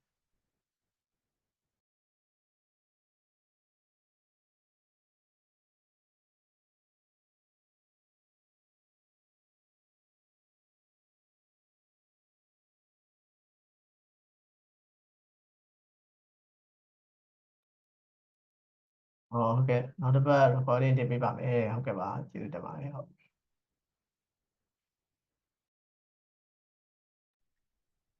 ဟုတ်ကဲ့အဲ့တော့ဟုတ်ကျွန်တော်ပြောသွားတယ်ပတ်သက်ပြီးတော့ဟုတ်ကဲ့မေးခြင်းနဲ့ဆရာမတို့ရှိရင်လည်းဟုတ် present ထောက်ပြီးမေးလို့ရပါတယ်သို့မဟုတ်ဆွေးနွေးကြတာရှိရဆိုလည်းဟုတ်လွယ်လွယ်လေးဆွေးနွေးလို့ရပါတယ်ကျွန်တော်လည်းဒါအများကြီးဆရာမတို့ရဲ့အတန်လေးအများကြီးနားထောင်နေတယ်ပေါ့နော်ဟုတ်လွယ်လွယ်လေးဆွေးလို့ရပါတယ်ဟုတ်ကဲ့ present ထောက်တာဟုတ်ကဲ့ပြောပါခင်ဗျာဟုတ်ဆရာဟိုငယ်လေးလောက်ပြီးမှကျွန်တော်ငယ်လေးနဲ့ပတ်သက်တဲ့စာတွေကျွန်တော်လည်းပိုဖတ်ဖြစ်တယ်ပေါ့နော်ဆရာကျွန်တော်ချက်ပေါက်ထဲမှာလည်းကျွန်တော်ဖတ်တဲ့ article လေးတစ်ခုကျွန်တော် share ထားတယ်ဆိုတော့ကျွန်တော်တို့မြန်မာနိုင်ငံတချို့မြို့တွေကငယ်လေးကြောပေါ့ဒီပြက်ရွေ့ကြောရဲ့အပေါ်တက်တဲ့မှာရှိနေတာပေါ့ဆရာဒါပေမဲ့ကိုကျွန်တော်နေတဲ့မြို့ငယ်လင်းကြောပေါ်မှာရှိနေတယ်ဆိုတာတိတိနဲ့နေကြရတယ်ပေါ့အဲ့အမျိုးဆိုလို့ရှိရင်ကျွန်တော်တို့ကဒီမြို့ပေါ်မှာရှိတဲ့ပြည်သူတွေကိုကျွန်တော်ဘယ်လိုကာကွယ်ပေးနိုင်မလဲပေါ့နောက်တစ်ခုကကျွန်တော်တို့လူမျိုးတွေကဒီနေရာမှာရှိနေရဆိုတခြားနေရာကိုရွှေ့ဖို့ဆိုတာလည်းမလွယ်ဘူးပေါ့နော်ဒါမျိုးကြတော့လေအဖွဲ့အစည်းအကုန်လုံးဆိုတော့ဆရာပြောသလိုရက်ရွာပြည်သူတွေအကုန်လုံးပူးပေါင်းပြီးတော့လိုအပ်တယ်ပေါ့ဒါပေမဲ့ကျွန်တော်ကကိုနေတဲ့မြို့ဟာငယ်လင်ကြောပေါ်မှာရှိနေတယ်ဆိုတာတိတိကြီးနဲ့ကျွန်တော်တို့ကဘယ်လောက်ထိ နေရမှာလေဒါပေမဲ့ကျွန်တော်မေးရမေးကဟိုမြန်မာစကားပုံလို့ဟိုမိုးတော့မပြိုသေးဘူးပြိုမှကြောက်ပြီးယုံလို့တော့ဖြစ်နေမလားတော့မသိဘူးပေါ့ဒါပညာနဲ့ပတ်သက်ရင်တော့ဒါဟိုကျွန်တော်တို့ကြိုတင်ပြီးတော့ဒီပြည်သူတွေအတွက်စီမံပေးရမယ့်အပိုင်းတွေမှာပါတယ်ပေါ့နော်ဆရာရဲ့အမြင်လေးကိုသိချင်တာပါဗျာ ဟုတ်ကဲ့ဆရာမဟုတ်မေးရတဲ့အတွက်ကျေးဇူးများတင်ပါတယ်ဟုတ်ဆရာမစာအုပ်လေး share ပေးတာလည်းတွေ့ပါတယ်ပေါ့နော်ဟုတ်ကျေးဇူးများတင်ပါတယ်ဟုတ်ကျွန်တော်လည်းလေးလာလိုက်ပါမယ်ဟုတ်အဲ့တော့ဆရာမမေးတဲ့မေးခွန်းပေါ့နော်ကျွန်တော်တို့ပြီးခဲ့တဲ့လာကုန်တော့ပါပေါ့နော်ကျွန်တော် EHS မှာဟောပြောပွဲတစ်ခုလုပ်တယ်ပေါ့နော်အဲ့တော့disaster expert တယောက်ပါတယ်ကျွန်တော်ပါတယ်နောက်ဒီ social worker ဆရာတယောက်ပါတယ်ပေါ့နော်ဆိုတော့အဲ့မှာမေးခွန်းတစ်ခုကမေးလဲဆိုတော့ကျွန်တော်တို့ခုနကဆရာမမေးဆိုပဲကျွန်တော်တို့ဒီမျိုးတွေကဒီငရေရောမှာရှိနေတယ်အဲ့တော့ရွှေ့ပြောင်းတင်လာပြောင်းတင်လာဒီမျိုးတွေဟုတ်နော်ဆိုတော့ဆရာမခုနကအဖြေထဲမှာလည်းပါပါတယ်ဟာကျွန်တော်တို့ဒီဘယ်သူကတော့ကိုမွေးလာတဲ့နေရာကိုယ့်ရင်ကနေဘယ်သူကတော့ခွာကျင်တာမဟုတ်ဘူးပေါ့နော်အဲ့တော့ပြောင်းမှုဆိုတာကကျွန်တော်လက်တွေ့ကျတဲ့ solution ဟုတ်မနေဘူးအဲ့ဒါထက်ကျွန်တော်တို့ပိုကောင်းတဲ့အဆောက်အဦတွေပိုကောင်းတဲ့ infrastructure တွေပိုကောင်းတဲ့ planning တွေခုနပြောတဲ့ပိုကောင်းတဲ့ resilience plan တွေကျွန်တော်တို့ရှိခြင်းရတာအဖြစ်ဖြစ်နေတယ်ပေါ့နော်အခုကျွန်တော်တို့ဥမာဂျပန်ဝဲကြည့်ပေါ့ပြောရတော့လည်းတော့လှမ်းတယ်ပေါ့နော်ဂျပန်ကတော့ developed country ဖြစ်နေပြီပေါ့နော်ဒါပေမဲ့ဂျပန်ဥမာပဲကြည့်ပေါ့ဂျပန်ဆိုလည်းခဏခဏငရင်တုံနေတာပဲသူတို့မီးထောင်နေကြအောင်အဲ့လိုသူတို့သာပြေးကြီးဆိုရင်ဟိုဂျပန်မှာလူတော်ရှိတော့မှာမဟုတ်ဘူးပေါ့အဲ့လိုပဲပေါ့နော်အဲ့တော့ကျွန်တော်တို့စီမှာလည်းငရင်ကြောပေါ်မှာရှိနေတဲ့အတွက်အကြောက်လို့တခြားနေရာကိုရွှေ့ပြောင်းသွားတယ်ဆိုတာထက်ဒီဖြစ်ပေါ်လာတဲ့ငရင်ကိုကျွန်တော်တို့ဘယ်လိုတန်ပြန်မလဲဘယ်လိုပြန်ပြီးတော့ bounce back